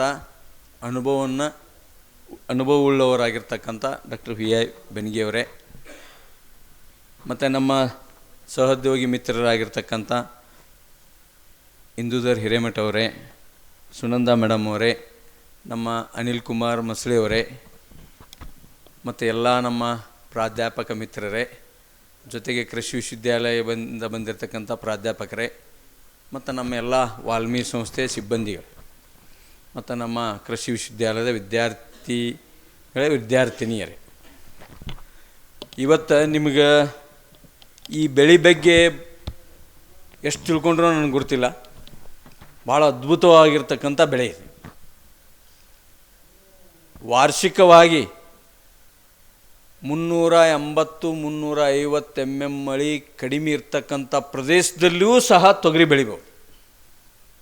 ಅಂದ್ರೆ ಸಾಹೇಬರು ಒಂದು ಮಾತು ಹೇಳಿದರು, ಇದಕ್ಕೆ ಸಾಕಷ್ಟು ಬರ ನಿರೋಧಕತೆ ಇರ್ತಕ್ಕಂಥ ಬೆಳೆ. ಅದು what do you mean by ಬರ ನಿರೋಧಕ ಬೆಳೆ ಅಂತ ವಿಚಾರ ಮಾಡಿದಾಗ, ಕಡಿಮೆ ನೀರು ಎಲ್ಲಿ ಬರ್ತಕ್ಕಂಥ ಪ್ರದೇಶ ನಾವೀಗ ಹೇಳ್ತಾ ಇದ್ದೇವೆ, ಕೊಪ್ಪಳ ಇರ್ಬೋದು, Zone 3 ಇರ್ಬೋದು, ಅಲ್ಲೆಲ್ಲ ಭಾಳ ಇರಾಟಿಕ್ ಆಗಿ ಒಂದು ವರ್ಷ 340 ಬರ್ತೈತಿ, ಒಂದು ವರ್ಷ 480 ಬರ್ತೈತಿ, 540 ಬರ್ತೈತಿ. ಕಡಿಮೆ ಮಳೆ ಬರ್ತಕ್ಕಂಥ ಪ್ರದೇಶದಲ್ಲಿ ಈ ಬೆಳೆ ಬೆಳಿಬೋದು. ಒಂದು. ಎರಡನೇ ಪಾಯಿಂಟ್ ಎಲ್ಲರೂ ತಿಳ್ಕೊಬೇಕಿನ್ನ, ನಮ್ಮ ದೇಶದಾಗ ರಾಜಸ್ಥಾನ ಬಿಟ್ಟರೆ ಹೆಚ್ಚಿಗೆ ವನ ಪ್ರದೇಶ ಇರೋದು ಕರ್ನಾಟಕದಾಗ. ಇಷ್ಟೆಲ್ಲ ಅಚ್ಚುಕಟ್ಟು ಪ್ರದೇಶ ಇದ್ದಾಗೂ ಸಹ ಹೆಚ್ಚಿನ ಒಂದು ಪ್ರದೇಶದಲ್ಲಿ ಸಾಗುವಳಿ ಭೂಮಿ ನಾವು ಹೋಲಿಸಿದಾಗ ರಾಜಸ್ಥಾನ ಬಿಟ್ಟರೆ ನಮ್ಮ ಕರ್ನಾಟಕನ. ಆ ದಿಶೆಯಲ್ಲಿ ನಾವು ಕೃಷಿ ಸಂಶೋಧನೆ ಕೇಂದ್ರಗಳಿಂದ, ಕೃಷಿ ವಿಶ್ವವಿದ್ಯಾಲಯಗಳಿಂದ ಸಾಕಷ್ಟು ಈ ಸಂಶೋಧನೆಗಳನ್ನು, ತಾಕುಗಳನ್ನು ವಿವಿಧ ಸ್ಥಳಗಳಲ್ಲಿ ಪರೀಕ್ಷಿಸಿ ಇಂಥ ಬೆಳೆಗಳನ್ನು, ಉದಾಹರಣೆಗಾಗಿ ತೊಗರಿಯನ್ನು ಕಡಿಮೆ ಮಳೆ ಬರತಕ್ಕಂಥ ಪ್ರದೇಶದಲ್ಲೂ ಬಹಳಷ್ಟು ಲಾಭದಾಯಕ ಬೆಳೆಯಬಹುದು ಅನ್ನೋದನ್ನು ಕಂಡುಹಿಡಿಯಲಾಗಿದೆ. ಇದರ ಉಪಯೋಗ ಸಾಕಷ್ಟು ಜನ ರೈತರು ಉಪಯೋಗ ಮಾಡ್ತಾ ಇದ್ದಾರೆ, ಲಾಭ ಪಡಿತಾ ಇದ್ದಾರೆ. ಒಂದ ಮಾತನ್ನ ನಿಮಗೆ ಹೇಳ್ಬೇಕಂದ್ರೆ, ಈ TS3R ಬಗ್ಗೆ ನಾ ಅವರು ಸಾಯರ್ ಹೇಳಿದ್ದ ಪಾಯಿಂಟ್ನ ಕವರ್ ಮಾಡೋದಿಲ್ಲ. TS3R ವೆರೈಟಿ ನಮ್ಮ ಕೃಷಿ ವಿಶ್ವವಿದ್ಯಾಲಯದಿಂದ ಕಂಡುಹಿಡಿದಿದ್ದು. ನಮ್ಮ ಎಲ್ಲ ರಾಜ್ಯದಾದ್ಯಂತ ಎಲ್ಲ ರೈತ ಸಂಪರ್ಕ ಕೇಂದ್ರದಾಗೂ ಈ ಬೀಜ ಸಿಗುತ್ತೆ. ಅಂದ್ರೆ ಇದು ಫುಲ್ ಒಳ್ಳೆ ವೆರೈಟಿ, ಎಲ್ಲ ಪ್ರದೇಶಕ್ಕೂ ಹೊಂದಾಣಿಕೊಂಡು ಇದು ಚೆನ್ನಾಗಿ ಇಳುವರಿ ಕೊಡ್ತೈತೆ ಅಂತೇಳಿ ಈ ಒಂದು ಬೆಳೆ ಬೆಳೀತಾ ಇದ್ದಾರೆ. ಜೊತೆಗೆ ಆಂಧ್ರ ಪ್ರದೇಶ್, ಮಹಾರಾಷ್ಟ್ರ ನಮಗಿಂತ ಹೆಚ್ಚು ಇಳುವರಿ ತೆಗಿತಾರೆ ಸರ್. ಇಲ್ಲೇ ಸರ್ ಸಾಂಗ್ಲಿ ತಾವು ಮಿರಜ್ ಆ ಕಡೆ ಹೋದ್ರೆ ಕಬ್ಬು 2-3 ವರ್ಷ ಬೆಳೆದ್ರೆ 2 ವರ್ಷ ತೊಗರಿ ಬೆಳೀತಾರೆ. ಅಲ್ಲಿ ಸುಮಾರು 16ರಿಂದ 18 ಕ್ವಿಂಟಲ್ ತೆಗಿತಾರೆ ಸರ್. 155ರಿಂದ 160 ದಿವಸದಾಗ 5.5ರಿಂದ 6 ತಿಂಗಳದೊಳಗೆ ಈ ಬೆಳೆಯೊಳಗೆ 18 ಕ್ವಿಂಟಲ್ ಲೆಕ್ಕ ಹಾಕಿದ್ರೆ ಎಷ್ಟಾಗುತ್ತೆ ಹೇಳ್ರಿ ನೀವು? ಸುಮಾರು 1,20,000 1,40,000 ರೂಪಾಯಿ. ಯಾವ ಬಿಸ್ನೆಸ್ನಾಗೂ 5.5 ತಿಂಗಳದಾಗ ಇಷ್ಟು ಆದಾಯ ತೆಗೆಕ್ಕೆ ಸಾಧ್ಯ ಇಲ್ಲ. ಅಂಥದ್ದು ಕಡಿಮೆ ನೀರಿನ ಮಳೆಯಾಶ್ರಿತ ಪ್ರದೇಶದಲ್ಲಿ ನಾವು ಬೆಳೀತಕ್ಕಂಥ ಅತ್ಯುನ್ನತವಾದಂಥ ಈ ಒಂದು ಬೆಳೆ. ಆ ದೃಷ್ಟಿಯಿಂದ ನಾವಿಲ್ಲಿ ವಾಲ್ಮಿ ಸಂಸ್ಥೆಯಿಂದ ಇಂಥ ತಂತ್ರಜ್ಞಾನಗಳನ್ನು ಎಲ್ಲ ಬೆಳೆಗಳಲ್ಲೂ ಆಯ್ಕೆ ಮಾಡಿಕೊಂಡು ಕಡಿಮೆ ನೀರು ಉಪಯೋಗ ಮಾಡಬೇಕು, ಮಣ್ಣನ್ನು ಉಪಯೋಗ ಅಂದರೆ ನಾವು ಎಕ್ಸ್ಪ್ಲಾಯ್ಟೇಷನ್ ಆಫ್ ಸಾಯಿಲ್ ಅಂತೇವೆ, ಆ ಒಂದು ಡಿಗ್ರಿ ಕಡಿಮೆ ಇರ್ತಕ್ಕಂಥ ಬೆಳೆಗಳು ಇದ್ದಂಥ ಬೆಳೆಗಳನ್ನ ನಾವು ಆಯ್ಕೆ ಮಾಡಿ ಅದರಲ್ಲಿರ್ತಕ್ಕಂಥ ಒಳ್ಳೊಳ್ಳೆ ತಂತ್ರಜ್ಞಾನಗಳನ್ನು ಗುರುತಿಸಿ ನಾವಿಲ್ಲಿ ಒಂದು ಪ್ರಾತ್ಯಕ್ಷಿಕ ತಾಕಗಳನ್ನು ವಿವಿಧ ಬೆಳೆಗಳಲ್ಲಿ ನಾವು ಮಾಡಿದ್ದೇವೆ. ಅವೆಲ್ಲ ಬೆಳೆಗಳು ತಂತ್ರಜ್ಞಾನಗಳು 6 ಅಚ್ಚುಕಟ್ಟು ಪ್ರದೇಶದಾಗೂ ಈ ಒಂದು ತಂತ್ರಜ್ಞಾನ ನಾವು ಮಾಡ್ಬೋದು. ಅದೇ ಥರ ನೀವೀಗ ಭತ್ತ ಬೆಳೀತಾ ಇದ್ದೀರಿ, ಸಾಯರ್ ಗುಲ್ಬರ್ಗದ್ದು, ಬಿಜಾಪುರ, ಬಾಗಲಕೋಟೆ ಅಂತ ಹೇಳಿದರು. ಈಗ ಸತತವಾಗಿ ಮೋಸ್ಟ್ಲಿ ಒಂದು 5-6 ವರ್ಷ ಆಯ್ತು ಸರ್. ಗುಲ್ಬರ್ಗ ಮೊದಲಿಗೆ 4,02,00,000 ಹೆಕ್ಟರ್ ತೊಗರಿ ಪ್ರದೇಶ ಇತ್ತು. ಈಗ ಅದು ಕಡಿಮೆ ಆಗಿದೆ. 3.56 3.4 ಲ್ಯಾಕ್ ಹೆಕ್ಟರ್ ಗುಲ್ಬರ್ಗ ಪ್ರದೇಶ ಕಡಿಮೆ ಆಗಿ ಈಗ ಬಿಜಾಪುರ ಏನು ಸರ್ ಹೇಳಿದ್ರಲ್ಲ, ವಿಜಾಪುರ ಆ್ಯಂಡ್ ಬಾಗಲಕೋಟೆ ಒಳಗೆ ಹೆಚ್ಚಿಗೆ ಏರಿಯಾ ಆಗೈತಿ. ಉದ್ದೇಶ ಇಷ್ಟೇ, ಇದರಲ್ಲಿರ್ತಕ್ಕಂಥ ನಿವ್ವಳ ಆದಾಯ ಹೆಚ್ಚಿದೆ. ಜೊತೆಗೆ ಇಷ್ಟೊತ್ತನ ಹೇಳಿದರೆ ಎಲೆ ಎಲ್ಲ ಬಿದ್ದು ಒಂಥರ ಹಸಿರೆಲೆ ಬೆಳೆ ಬೆಳೆದಂಗೂ ಜೊತೆಗೆ ನಮಗೆ ಆದಾಯನೂ ಬರುತ್ತೆ. ಅಷ್ಟು ಎಲೆ ಬಿದ್ದು ನಮ್ಗೆ ಒಳ್ಳೆಯ ಒಂದು ಮೋರ್ ದೆನ್ 10 ಪೋಷಕಾಂಶಗಳು ನಮ್ಮ ಮಣ್ಣಿಗೆ ಕೊಟ್ಟು ಹೋಗುತ್ತೆ. ಮರಳಿ ಮಣ್ಣಿಗೆ ಅಂತಂದ್ರೆ ಸರ್ ಹಾಗೆಲ್ಲ ಯಾಕ್ರಿ ಸರ್? ಹಾಂ, ಭಾಳ ಅದ್ಭುತ ವಿಚಾರ ಇವೆಲ್ಲ. ಸ್ವಲ್ಪ ಜಾನಪದ ಶೈಲಿ ಇರ್ತೈತಿ, ಅವ್ರದ್ದು ಸಾಹಿತ್ಯ ಶೈಲಿ ಇರ್ತೈತಿ, ಸಂಶೋಧನೆ ಶೈಲಿ ಇರ್ತೈತಿ. ಅವು ಮತ್ತೆಲ್ಲ ಒಂದಿಷ್ಟು ಪಾಯಿಂಟ್ ಹೇಳಿದ್ರು ಅವರು, ಇನ್ನೂ ಒಂದಿಷ್ಟು ನಾವೆಲ್ಲವೂ ಮಾರ್ಮಿಕವಾಗಿ ಹೇಳಿದರು, ಅಷ್ಟು ಹೇಳಕ್ಕೆ ಹೋಗೋದಿಲ್ಲ. ಬಟ್ ತಾವು ಏನು ವಿಚಾರ ಮಾಡಬೇಕು, ಇಂಥ ಅತ್ಯಂತ ಅದ್ಭುತವಾಗಿರ್ತಕ್ಕಂಥ ತೊಗರಿ ಬೆಳೆ ನೀವೆಲ್ಲೇ ಹೋಗ್ರಿ, ಯಾವ ಹೋಟೆಲ್ಗೆ ಹೋಗ್ರಿ, ದಾಲ್ ಫ್ರೈ, ದಾಲ್ ದಡಕ್ ಏನ್ರಿ, ಮತ್ತು ಮೋಸ್ಟ್ಲಿ ಚೆನ್ನ ಇವ್ರು ಹೇಳ್ಬೋದು, ಮೇಡಮ್ ಗೀತಾ ಮೇಡಮ್ ಅವ್ರು ಹೇಳ್ಬೋದು. ದಾಲ್ದಾಗ ವೆರೈಟೀಸ್ ಅಂದರೆ ಇದು ನಮ್ಮ ಸ್ಟೇಬಲ್ ಫುಡ್. ಅಂದರೆ ತೊಗರಿ ಬೇಳೆ ಇಲ್ಲದೆ ನಮಗೆ ಊಟ ಆಲ್ಮೋಸ್ಟ್ ಬೇಕೇ ಬೇಕು. ಒಂದು ವಾರದಾಗ 3 ಸಲ ತೊಗರಿ ಬೇಳೆ ನಾವು ತಿನ್ನತ್ತೇವೆ ಸರ್. ಎಲ್ಲ ಲಗ್ನ ಎಲ್ಲ ನಮ್ಮ ಕಾರ್ಯಕ್ರಮದಾಗೂ ತೊಗರಿ ಬೇಳೆ ಬೇಕೇ. ಅಂದ್ರೆ ತೊಗರಿ ಬೇಳೆ ತಿನ್ನಬೇಕು. ದಯವಿಟ್ಟು ರೈತ ಬಂದವ್ರು ಮುಗಿತಿ. ತೊಗರಿ ಬೇಳೆಯೊಳಗೆ ಹೈಯೆಸ್ಟ್ ಪ್ರೋಟೀನ್ ಇರ್ತೈತಿ. ಇದನ್ನು ಬೇಕಾದ್ರೆ ನಾ ಮೊಸರಿನಾಗ ಹಾಕ್ಕೊಂಡು ಕುಡಿತಾರೆ ಸರ್, ಹಂಗೆ ಕುಡಿತಾರೆ. ಅಂದ್ರೆ ಸಾಂಬಾರು ಮಂದಿ ಹಂಗೆ ಕುಡಿತಾರೆ. ಯಾರು ಹಂಗೆ ಕುಡಿತಾರ ಅವ್ರ ಹೆಲ್ತ್ ಭಾಳ ಚಲೋ ಇರ್ತೈತಿ. ಯಾಕಿರ್ತೈತಿ? ಪ್ಯೂರ್ ಹೈ ಪ್ರೋಟೀನ್ ಕಂಟೆಂಟ್ ಇರ್ತೈತೆ, ಎನರ್ಜಿ ಸಿಗ್ತೈತಿ, ನಿದ್ದೆ ಬರೋದಿಲ್ಲ, ಥ್ರೂಔಟ್ ಡೇ ಆ್ಯಕ್ಟಿವ್ ಇರ್ತೇವೆ. ಇವೆಲ್ಲ ಲಾಭಗಳದು. ಜೊತೆಗೆ ಅದರ ಕ್ಯಾಲ್ಸಿಯಂ ಮ್ಯಾಗ್ನೀಷಿಯಂ ಬೇರೆ. ಉದ್ದೇಶ ಇಷ್ಟೇ, ನಾವು ಬೆಳಿತಕ್ಕಂಥ ಮಾಡ್ತಕ್ಕಂಥ ಒಕ್ಕಲ್ತನ ಇದೇ ಥರ ನಾವು ಮುಂದುವರ್ಸಿದ್ವಿ ಅಂದ್ರೆ ಮಣ್ಣು ಸೌಳು ಜವಳು ಆಕತಿ. ಆ ಉದ್ದೇಶದಿಂದ ನೀವೆಲ್ಲ ರೈತ ಬಂದವರು ಈಗ ಭತ್ತ ಬೆಳೆ ಹಾಕತ್ತೀರಿ. ಈಗ ಆಲ್ರೆಡಿ ನಿಮ್ಮ ಸೌಳು ಜವಳು ಆಗಾಕೊಂದು ಮಟ್ಟಕ್ಕೆ ಬಂದಿರಿ. ಒಂದು 2-3 ವರ್ಷ ಈ ಥರ ಬೆಳೀರಿ. ತೊಗರಿ ಬೆಳೀರಿ, ಸೋಯಾ ಅವರಿ ಬೆಳೀರಿ, ಹೆಸರು ಬೆಳೀರಿ. ನಿಮ್ಮ ಕಡೆ ಹೆಸರು ಚೆನ್ನಾಗಿ ಬರ್ತೈತಿ, ಉದ್ದು ಚೆನ್ನಾಗಿ ಬರ್ತೈತಿ. ಅಂದರೆ ಏಕದಳ, ನಾವು ಭತ್ತ ಏಕದಳ, ಇವೆಲ್ಲ ದ್ವಿದಳ. ಈ ಥರ ನಾವು ಬೇರೆ ಬೆಳೆಗಳನ್ನು ಬದಲಾವಣೆ ಮಾಡೋದ್ರಿಂದ ನಮ್ಮ ಮಣ್ಣಿನ ಫಲವತ್ತತೆ ಹೆಚ್ಚಿಗೆ ಹಾಕ್ಕೊತ ಹೋಗೋದ್ರಿಂದ ನಮಗೆ ಇಳುವರಿ ಹೆಚ್ಚಾಕ್ಕೊತ ಹೋಗುತ್ತೋ. ಅದೇ ಥರ ನೀವು 3 ವರ್ಷ ಈ ಥರ ದ್ವಿದಳ ಬೆಳೆ ಬೆಳೆದ್ರಿ ಅಂದರೆ 4ನೇ ವರ್ಷಕ್ಕೆ ಏಕದಳ ಬೆಳೆದದ್ದಂಥ ಇಳುವರಿ ಸಹ ಗಣನೀಯ ಮಟ್ಟದಲ್ಲಿ ಹೆಚ್ಚಿಗೆ ಆಗತ್ತೆ. ಸೊ ಇಷ್ಟು ಇದು ಕೃಷಿ ಭಾಳ ದೊಡ್ಡ ವಿಜ್ಞಾನ. ಒಂದೇ ದಿವಸದಾಗ ಎಲ್ಲನೂ ಕೇಳೋಕ್ಕಾಗಲ್ಲ. ಆ ದೃಷ್ಟಿಯಿಂದ ತಾವೆಲ್ಲರೂ ಈ ಒಂದು ಬೆಳೆದ ಒಂದು ಮಹತ್ವ ಅರಿತುಕೊಂಡು ಮುಂದಿನ ದಿನಮಾನದಾಗ ನಮ್ಮ ತುಂಗಭದ್ರಾ ರೈತ ಬಾಂಧವ್ರು ಎಲ್ಲರಿಗೂ ನಾನು ಕಳ್ಕಳಿ ವಿನಂತಿ ಏನಂದ್ರೆ, ನೀವು 5 ಎಕರೆ ಭತ್ತ ಹಾಕ್ತಿದ್ರಿ ಅಂದ್ರೆ ಕಡಿಗೆ ಒಂದು 2 ಎಕರೆ ತೊಗರಿ ಹಾಕ್ರಿ, ಅಥವಾ 2 ಎಕರೆ ಹೆಸರರ ಹಾಕ್ರಿ, 2 ಎಕರೆ ಉದ್ದರ ಹಾಕ್ರಿ. ಹಾಕ್ತೀರಿ ಕೈ ಎತ್ರಿ, ಸುಮ್ಮನೆ ಹೊರಗೆ ಹೋದ್ರಿ ಏನೂ ಇಲ್ಲ. ಜೀವನ ಪೂರ ಈಗ ನಮ್ಮ ಗಾಡಿ ನಿಂತೈತಿ. ಈಗ ಲಾಸ್ಟ್ ಇದಕ್ಕೆ ಬಂದೇವು ನಾವು. ಇನ್ನೇನಾರ ಸುಮ್ಮಿದ್ವಿ ಅಂದ್ರೆ 3 ವರ್ಷಕ್ಕೊಮ್ಮೆ ಹೊಲಾನ ಬಡ್ಡ್ಯಾಗಂದ್ರೆ ಏನಂತಾರ್ರಿ ಶಿವಾನಂದರು, ಬೇರೆದವ್ರಿಗೆ ಹೊಲ ಕೊಡೋದು ಬಡ್ಡ್ಯಾಗಂದ್ರೆ ಏನದು ಅಲ್ಲ, ನಮ್ಮ ಕುರುಗೋಡದಾಗ ಏನಂತಾರ ಲೀಸ್. ಇಂಗ್ಲೀಷ್ ಅದು ಲೀಸ್, ಕನ್ನಡದಾಗ ಲೀಸ್. ಇದೇ ಥರ ನೀವು ಮುಂದುವರೆದ್ರಿ ಅಂದ್ರೆ ಇನ್ನೊಂದು 3 ವರ್ಷ ಹೋದ್ರೆ ನೀವು 2-3 ಎಕರೆ ಬೇರೆದರಿಗೆ ಹೊಲ ಲೀಸ್ ಕೊಡ್ಬೇಕಾಗತ್ತು ಒಂದು. ಆಮೇಲೆ ಮತ್ತೆ 2-3 ವರ್ಷ ಮುಂದುವರಿತಿ ಅಂದ್ರೆ 2 ಎಕರೆ ಹೊಲ ಖರೀದಿ ಕೊಡುವಂಥ ಪರಿಸ್ಥಿತಿ ಬರ್ತೈತಿ. ಅದಕ್ಕೀಗ ಆಲ್ರೆಡಿ ನಾವು ಎಷ್ಟು ನಮ್ಮ ಮಣ್ಣು ಹಾಳು ಮಾಡಿಬಿಟ್ಟೇವಿ.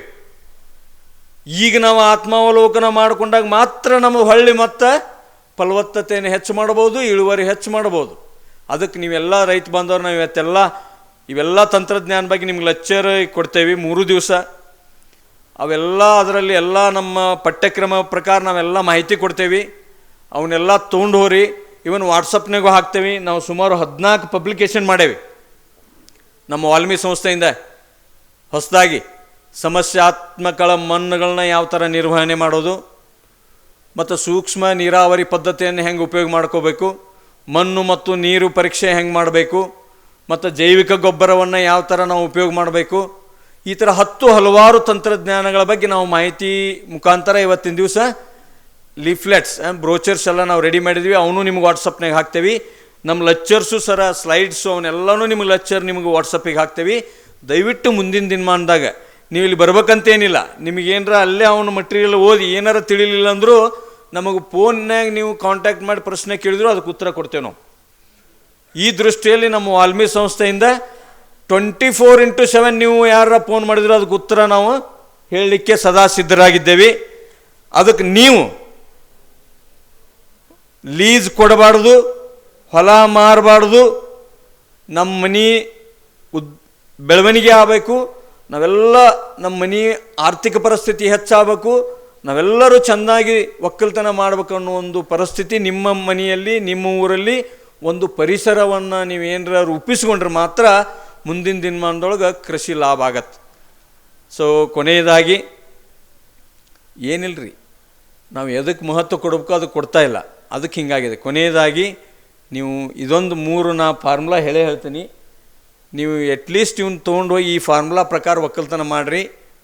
ಒಂದು, ಇವೆಲ್ಲ ತಂತ್ರಜ್ಞಾನಗಳ ಜೊತೆಗೆ ಪಶುಗಳ ಆಧಾರಿತ ಒಕ್ಕಲ್ತನ ಒಂದು ಮಾಡಿರಿ.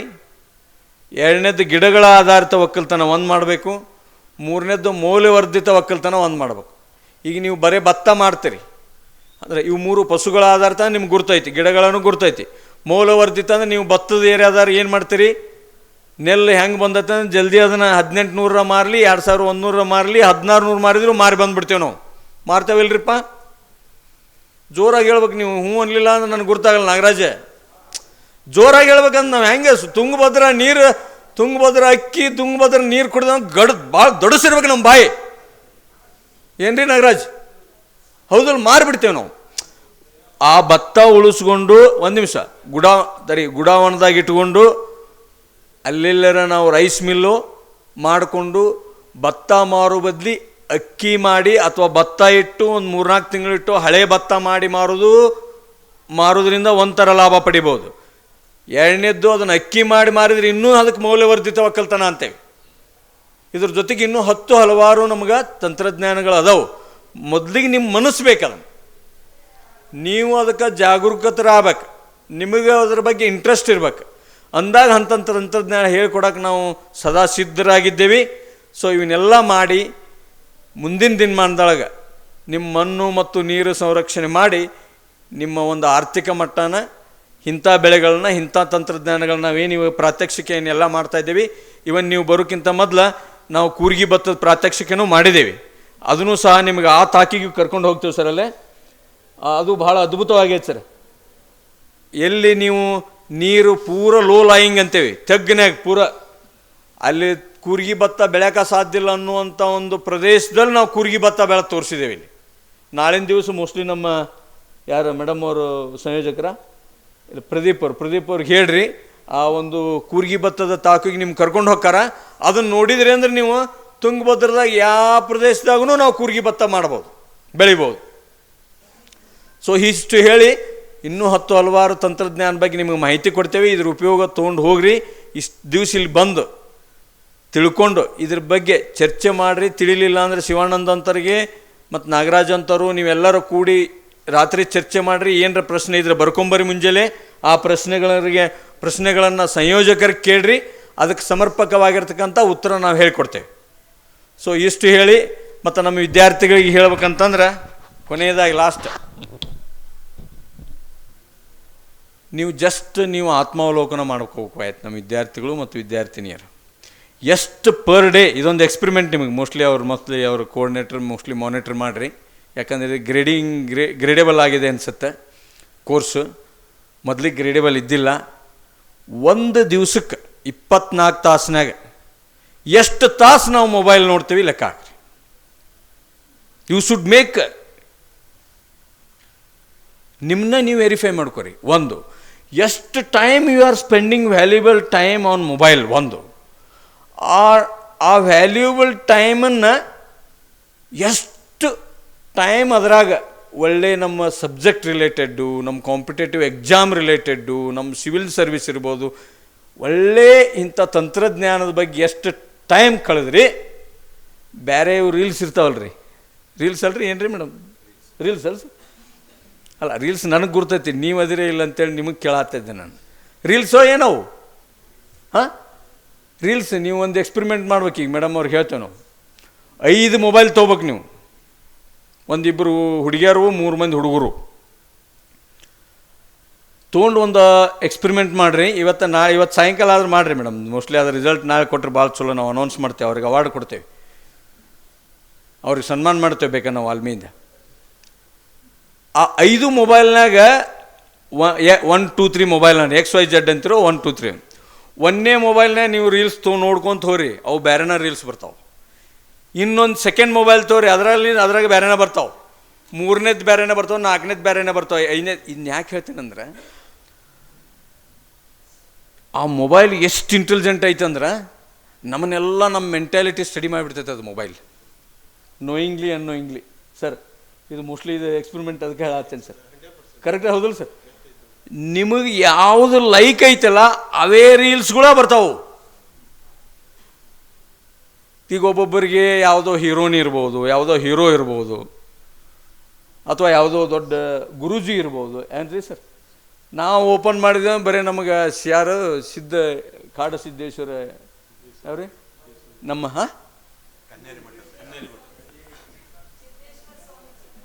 ಅವ್ರು ಹೇಳ್ರಿ ಅಂತ ನನಗೆ ಗುರ್ತೈತಿ. ಅವ್ರಿಗೆ ಯಾರು ನನ್ನ ಮೊಬೈಲ್ ನೋಡಿ ಬರ್ಬೇಕು. ಕನ್ನೇರಿ ಮಠ ಬರ್ತಾವು, ನಮ್ಮ ಕೊಪ್ಪಳ ಯಾರು ಗವಿಸಿದ್ದೇಶ್ವರ ಅಜ್ಜಾರು ಬರ್ತಾವು. ಮತ್ತು ಈ ಸರ್ ಇಂಪ್ಯಾಕ್ಟ್ ಅನಾಲಿಸಿಸ್ ಒಂದು ಸ್ವಲ್ಪ ನೋಡ್ತಿರ್ತೇವೆ ನಾವು. ಬರೀ 8 ಎಕರೆದಾಗ 58 ಲಕ್ಷ ರೂಪಾಯಿ ನಿವ್ವಳ ಆದಾಯ ತೆಗೆದಾನ ಅಂದ್ಕೊಳ್ಳಿ, ಅದು ಏನೇನಂತ ಅಂಥವು ನೋಡ್ತಿದ್ವಿ ನಾನು. ಬರೀ ಅವ ಬರ್ತಾವೆ. ಅದಕ್ಕೆ ನಮ್ಮ ಮನ್ಯಾಗ ಬರೀ ಇಂಥವು ಬರ್ತಾವೆ. ಬರೀ ಒಕ್ಕಲ್ತನ, ಮುಂಜಾನೆ ಒಕ್ಕಲ್ತನ, ಮಧ್ಯಾಹ್ನ ಒಕ್ಕಲ್ತನ, ಸಾಯಂಕಾಲ ಒಕ್ಕಲ್ತನ. ಇವರು ಉದ್ಧಾರ ಆಗೋದಿಲ್ಲ ಅಂತ ನನ್ನ ಮೊಬೈಲೇ ಹಿಡಿದಿಲ್ಲ ಅವರು. ಹಂಗೆ ನಿಮ್ಮ 5 ಮೊಬೈಲ್ನಾಗ ಇದ್ದು ನಮ್ಮ ಕರಿಯರ್ ಹಾಳು ಮಾಡ್ತಾ ಇದ್ದಾವೆ. ನೀವು ಆತ್ಮಾವಲೋಕನ ಮಾಡ್ಕೋಬೇಕು. ಯಾಕಂದ್ರೆ ಎಷ್ಟು time you have spent on seeing mobile, out of that ಎಷ್ಟು ವ್ಯಾಲ್ಯೂಯಬಲ್ ಪ್ರೊಡಕ್ಟಿವ್ ಎಷ್ಟು ಯೂಸ್ ಮಾಡಿದ್ವಿ. Productive you can define. Career ಸಂಬಂಧ ಇರ್ಬೋದು, ನಿಮ್ಮ ಕಾಂಪಿಟೇಟಿವ್ ಎಕ್ಸಾಮ್ ಇರ್ಬೋದು, ಅದನ್ನು ನೀವು ಡಿಡಕ್ಟ್ ಮಾಡಿರಿ. ಅಗದಿ hardly will get some percentage some time. As a result we are not succeeding in national competition, state level competition. ಎಷ್ಟು ಬರ್ತವೆ ಹೇಳ್ರಿ ನಮ್ಮ ಸ್ಟೇಟ್ ಲೆವೆಲ್ JRF ಅದು ICRದಾಗ ನ್ಯಾಷನಲ್ ಲೆವೆಲ್ JRF ಎಷ್ಟು ಬರ್ತಾವೆ? ನಾ ಹಿಂಗೆ ಅಂತೇನಂತ ತಪ್ಪು ತಿಳ್ಕೊಬೇಡ್ರಿ ನಿಮ್ಮ ಪ್ರೊಫೆಸರ್ಸು.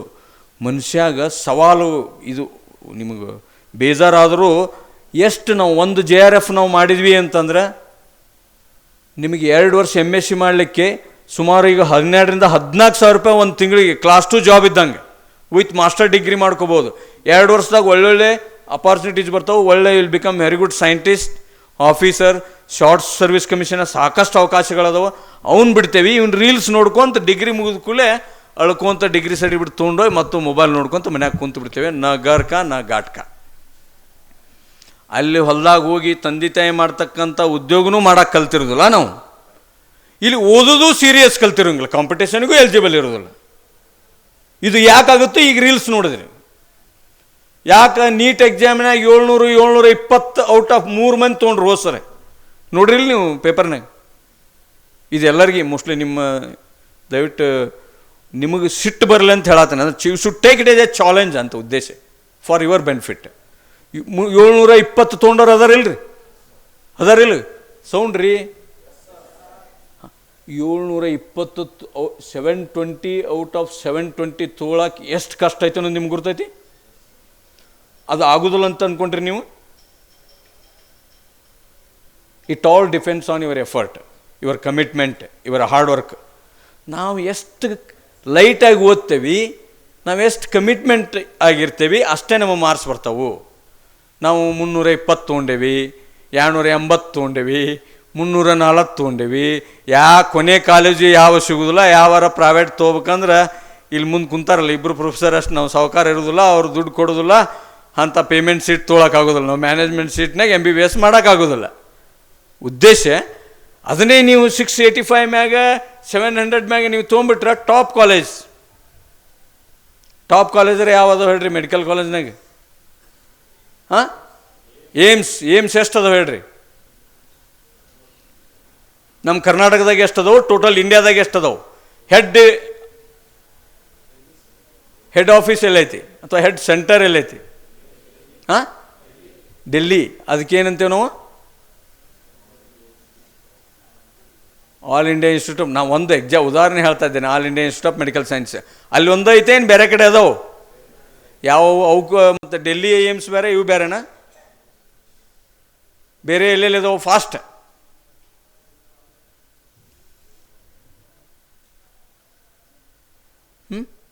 ಮತ್ತೆಲ್ಲೆಲ್ಲಿದಾವೆ? ಅವನ್ನ ತಲೆಯೊಳಗೆ ನಾವು ಇಟ್ಕೊಳ್ಳೋಕ್ಕೂ ನಮ್ಮ ಸಾಫ್ಟ್ವೇರ್ ಮೈಂಡ್ ಪರ್ಮಿಟ್ ಮಾಡ್ತಾ ಇಲ್ಲ. ಅಷ್ಟು ಜಂಗ್ ಹಿಡಿದು ಬಿಟ್ಟೈತಿ. ನಾ ವರ್ನ್ಯಾಕ್ಯುಲರ್ ಲ್ಯಾಂಗ್ವೇಜ್ನಾಗ ಹೇಳ್ಬೇಕಂದ್ರೆ ಅಷ್ಟು ನಮ್ಮ ಮೈಂಡ್ ಜಂಗ್ ಹಿಡಿದು ಬಿಟ್ಟೈತಿ. 20 ದಿವಸದ ಹಿಂದೆ ಕಲ್ತದ್ದು ಎಕ್ಸಾಮ್ ಕ್ವಶನ್ ಆನ್ಸರ್ ಬರೆದಿದ್ದು ಇವತ್ತು ನೆನಪಿರೋದಲ್ಲ ನಮಗೆ. Because we are weak in developing residual knowledge. ಯಾರು ರೆಸಿಡ್ಯೂಯಲ್ ನಾಲೆಜ್ ಡೆವಲಪ್ ಮಾಡ್ಕೊತಾರ ಅವ್ರು ಮುಂದೆ ಹೊಂಟಾರ. ಯಾರು ನಾವು ಮಾಡ್ಕೊತ ಇಲ್ಲ, ನಾವು ಹಿಂದುಳಿತೇವೆ. ಯಾವ ಕಾಂಪಿಟೇಷನ್ಗೂ ಬರೋದಿಲ್ಲ. ನಾ ಗಾರ್ಕ ನಾ ಗಾಟ್ಕ ಆಗೇನು. ಅದಕ್ಕೆ ದಯವಿಟ್ಟು ವಿದ್ಯಾರ್ಥಿಗಳು ನಮಗೇನೋ ಇವತ್ತೊಂದು ದಿವಸ ಅವಕಾಶ ಸಿಕ್ಕೈತಿ ಇಲ್ಲಿ ಹೇಳಕ್ಕೆ, ನೀವು ಮಾತಾಡೋಕೆ. ಸತತ ಪ್ರಯತ್ನ. ನೀವೇನು ಹಿಂಗೆ ಇದೇ ಮೊಬೈಲ್ ಇದೇ ಟೈಪ್ ಇದ್ರಿ ಅಂದ್ರೆ ದಯವಿಟ್ಟು ನೀವು ರೀಚ್ ಆಗಲ್ಲ ಇಲ್ಲಿ. Take it is A challenge. ನನ್ನ ಮ್ಯಾಗ ಏನೋ ಒಂದಷ್ಟು ಬೇಕೋ ರೀ. ನೀವು ಎಲ್ಲಿ ಮುಟ್ಟಲ್ಲ, ದಡಾನ ಮುಟ್ಟಲ್ಲ. ಎಲ್ಲ ತಂದೆ ತಾಯರಿಗೆ ನೀವೇನಾಗ್ಬಿಡ್ತೀರಿ? You will become big liability. Liability ಅಂದರೆ ಏನು ಗುರ್ತಲ್ಲ? ಮತ್ತು ಕನ್ನಡದಾಗ ಹೇಳೋದಿಲ್ಲ ನಾನು, ಭಾಳ ಮೀನಿಂಗ್ ಅರ್ಥ ಆಗ್ಬಿಡುತ್ತೆ ಎಲ್ಲರಿಗೆ. ಲಯಬಿಲಿಟಿ ಅಂತ ಅಷ್ಟೇ ಹೇಳೋಣ. ಭಾರ ಏನಂತೀರಿ ಸರ? ವಜ್ಜೆ. ಪಾಪ ಅವು ನಮ್ಮ ಮಗಳು ನಮ್ಮ ಮಗ ಧಾರವಾಡ ಅಲ್ಲಿ ಓದ್ತಾರ, ಪ್ರೆಸ್ಟೀಜಾಗಿ 10-15 ಮಂದಿಗೆ ಹೇಳ್ಕೊತ ಹೋಗಿರ್ತಾರೆ ಅವರು. ನಾವೇನು ಮಾಡಕತ್ತೇವಿಲ್ಲ? Whether you are deserving for that. ಅದನ್ನು ನಾವು ಆತ್ಮಾವಲೋಕನ ಮಾಡ್ಬೇಕು. ನಮ್ಮ ಒಕ್ಕಲ್ತನದ್ದು ರೈತರದ್ದು ಹಂಗಾಗಿದೆ, ನಮ್ಮದು ಹಿಂಗಾಗಿದೆ. ಬೇರೆ ದೇಶದಾಗ ಬೇರೆ ರಾಜ್ಯದಾಗ ಅವರೆಲ್ಲ ಪ್ರಯತ್ನ ಮಾಡ್ತಾ ಇರ್ತಾರೆ, ಸತತ ಪ್ರಯತ್ನ ಮಾಡ್ತಿರ್ತಾರೆ, ಒಳ್ಳೆ ಡೆವಲಪ್ ಆಗ್ತಾ ಇದ್ದಾರೆ. ನಾನು ಹೆಚ್ಚಿಗೆ ಹೇಳಕ್ಕೆ ಹೋಗೋದಿಲ್ಲ. ಲಾಸ್ಟ್ ಇವತ್ತೊಂದು ನಾನು 3:30 ಎದ್ದು ಒಂದು ಕುರಿಯನ್ ಅವ್ರದ್ದು ಒಂದು ಸ್ಟೋರಿ ಕೇಳಿದ್ದೆ. ಬೇಕಾದ್ರೆ ಯಾರಿಗಾರ ಇಂಟ್ರೆಸ್ಟ್ ಇದ್ರೆ ಅದನ್ನು ಕಳಿಸ್ತೇನೆ. ವರ್ಗೀಸ್ ಕುರಿಯನ್ ಗುರ್ತಾ? ದಯವಿಟ್ಟು ನೀವು ಮೇಡಮ್ ಅವ್ರು ನಿಮ್ಗೆ ಕಳಿಸ್ತೇನೆ. ಇವರೆಲ್ಲರೂ ಇವತ್ತು ಸಂಜಿಕೆ ಕುರಿಯನ್ನವರ ಒಂದು ವಿಡಿಯೋ ಐತಿ. ಒಬ್ಬರು ಕ್ವಶನ್ಸ್ ಕೇಳ್ತಾರೆ, ರಿಪೋರ್ಟರು ಅವರು ಉತ್ತರ ಹೇಳಿದಾರ.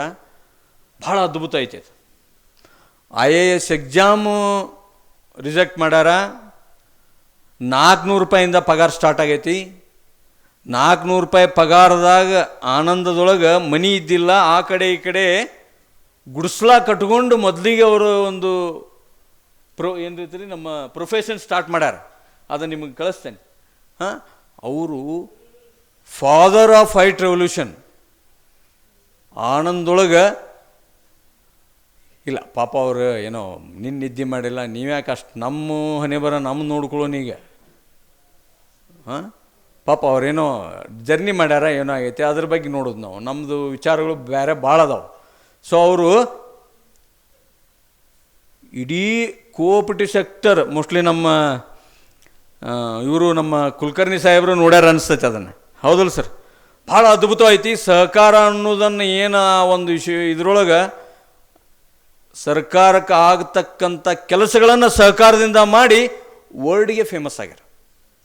ಮತ್ತು ನ್ಯೂಜಿಲ್ಯಾಂಡ್, ಹಾಲೆಂಡ್ ಅವ್ರಿಗೆಲ್ಲ ಮಿಲ್ಕ್ ಪ್ರೊಡಕ್ಷನ್ಕ್ಕಿಂತ ನಮ್ಮದು ಹೆಚ್ಚಾಗಿ we stood top in the world. ಹಾಲಿನ ಉತ್ಪಾದನೆಯಲ್ಲಿ ನಾವು top because of his effort. ಹಂಗೆ ಒಬ್ಬ ಮನುಷ್ಯ ಅಷ್ಟೆಲ್ಲ ಚೇಂಜ್ ಮಾಡೋಕ್ಕೆ ಸಾಧ್ಯತೆ ಐತಿ. ನಾವು ಒಬ್ಬರು ನಮ್ಮ ಮನೆ ಸಪೋರ್ಟ್ ಮಾಡೋಕ್ಕೆ ನಾವು ಯಾಕೆ ಪ್ರಯತ್ನ ಮಾಡಬಾರ್ದು? ಇದೇ ಮೊಬೈಲ್ ನೋಡ್ಕೊಂತ ಹೋದ್ರೆ ಗಯ. ಸೊ ಇಷ್ಟು ಹೇಳಿ ದಯವಿಟ್ಟು ತಪ್ಪು ತಿಳ್ಕೊಬೇಡ್ರಿ, ಯಾರು ರೈತರು ತಪ್ಪು ತಿಳ್ಕೊಬೇಡ್ರಿ, ಹುಡುಗರು ತಪ್ಪು ತಿಳ್ಕೊಬೇಡ್ರಿ. ಮತ್ತು ವಾಲ್ಮಿ ಸಂಸ್ಥೆಯಿಂದ ಮತ್ತೇನಾರ ನಿಮಗೆ ಪ್ರಶ್ನೆಗಳಿದ್ರೆ, ಈಗೇನಾರ ಪ್ರಶ್ನೆಗಿದ್ರೆ ಕೇಳ್ರಿ. ಏನರ ಪ್ರಶ್ನೆಗಳದವ ಏನ್ರಿ? ಹುಡುಗರು ಅಥವಾ ರೈತರು ಏನರ ಪ್ರಶ್ನೆ ಇದ್ರೆ ಕೇಳ್ರಿ, ಹೇಳ್ತೇವೆ. ಇಲ್ಲಾಂದ್ರೆ ನಮ್ಮ ಅಧ್ಯಕ್ಷ ನುಡಿಯೋದವು ಮೋಸ್ಟ್ಲಿ ಕ್ಲೋಸ್ ಅನಿಸ್ತೈತೆ. ಯಾಕ್ರಿ ಅನ್ರದ ಮೇಡಮ್? ನೀವು ಲಾಸ್ಟ್ ಅದ ರೀ.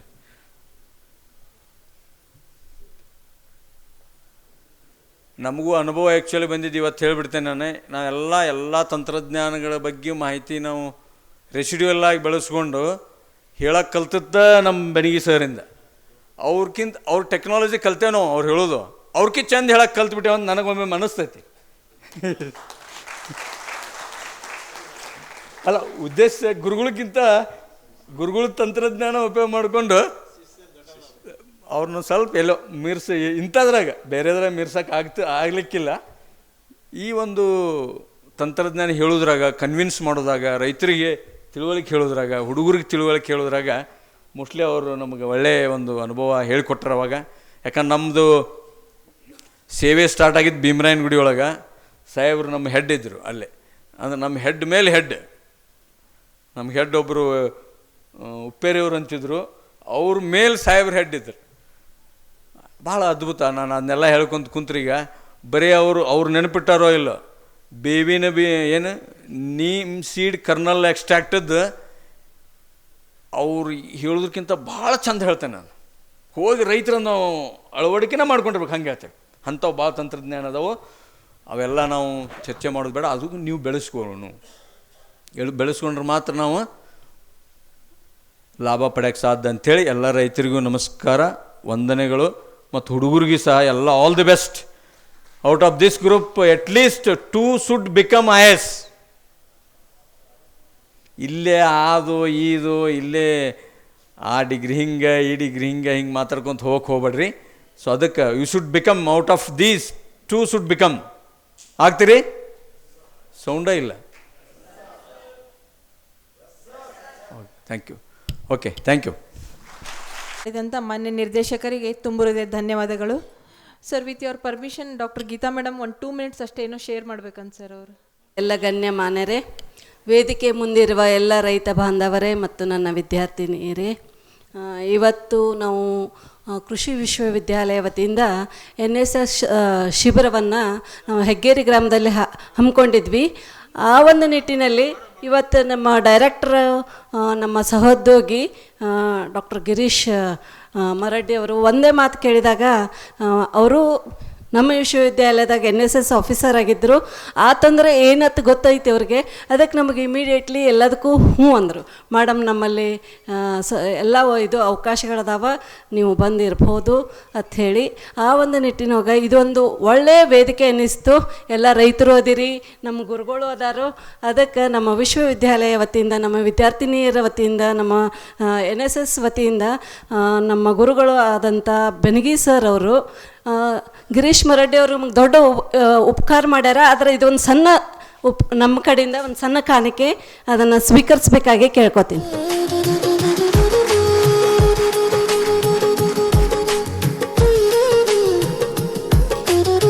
ಇನ್ನೊಮ್ಮೆ ಚಪ್ಪಾಳೆ ಬರಲಿ ಎಲ್ಲರ ಕಡೆಯಿಂದ.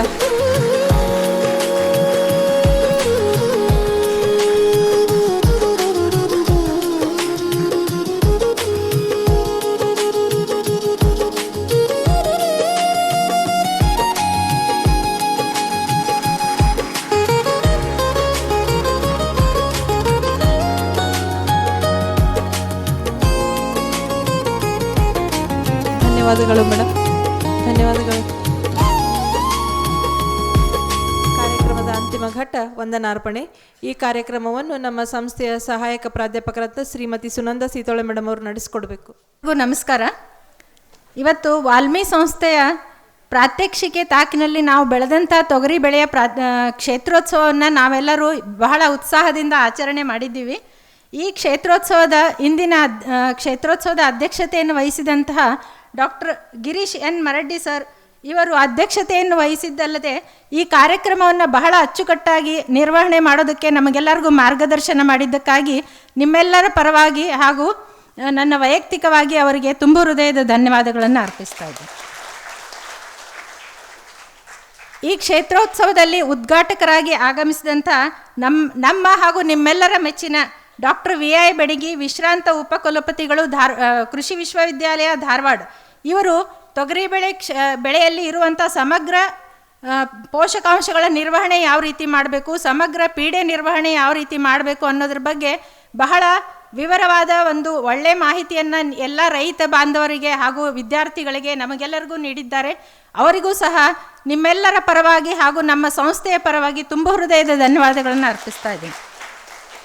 ಇವತ್ತಿನ ದಿವಸ ಕೃಷಿ ವಿಶ್ವವಿದ್ಯಾಲಯದ ಪ್ರಾಧ್ಯಾಪಕರಾದ ಡಾಕ್ಟರ್ ಗೀತಾ ಚೆನ್ನಾಳ್, ಗೀತಾ ತಮ್ಗಳೆ ಹಾಗೂ ಡಾಕ್ಟರ್ ನಾಗರಾಜ್ ಅವರು ಸಹ ತಮ್ಮ ವಿದ್ಯಾರ್ಥಿಗಳೊಂದಿಗೆ ಈ ಕ್ಷೇತ್ರೋತ್ಸವದಲ್ಲಿ ಭಾಗವಹಿಸಿ ಎಲ್ಲ ಮಾಹಿತಿಯನ್ನು ಪಡೆದುಕೊಂಡಿದ್ದಾರೆ. ಅವರಿಗೂ ಸಹಿತ ನಾನು ನಮ್ಮ ಸಂಸ್ಥೆಯ ಪರವಾಗಿ ತುಂಬ ಹೃದಯದ ಸ್ವಾಗತವನ್ನು ಕೋರುತ್ತೇನೆ, ವಂದನೆಗಳನ್ನು ಅರ್ಪಿಸ್ತೇನೆ.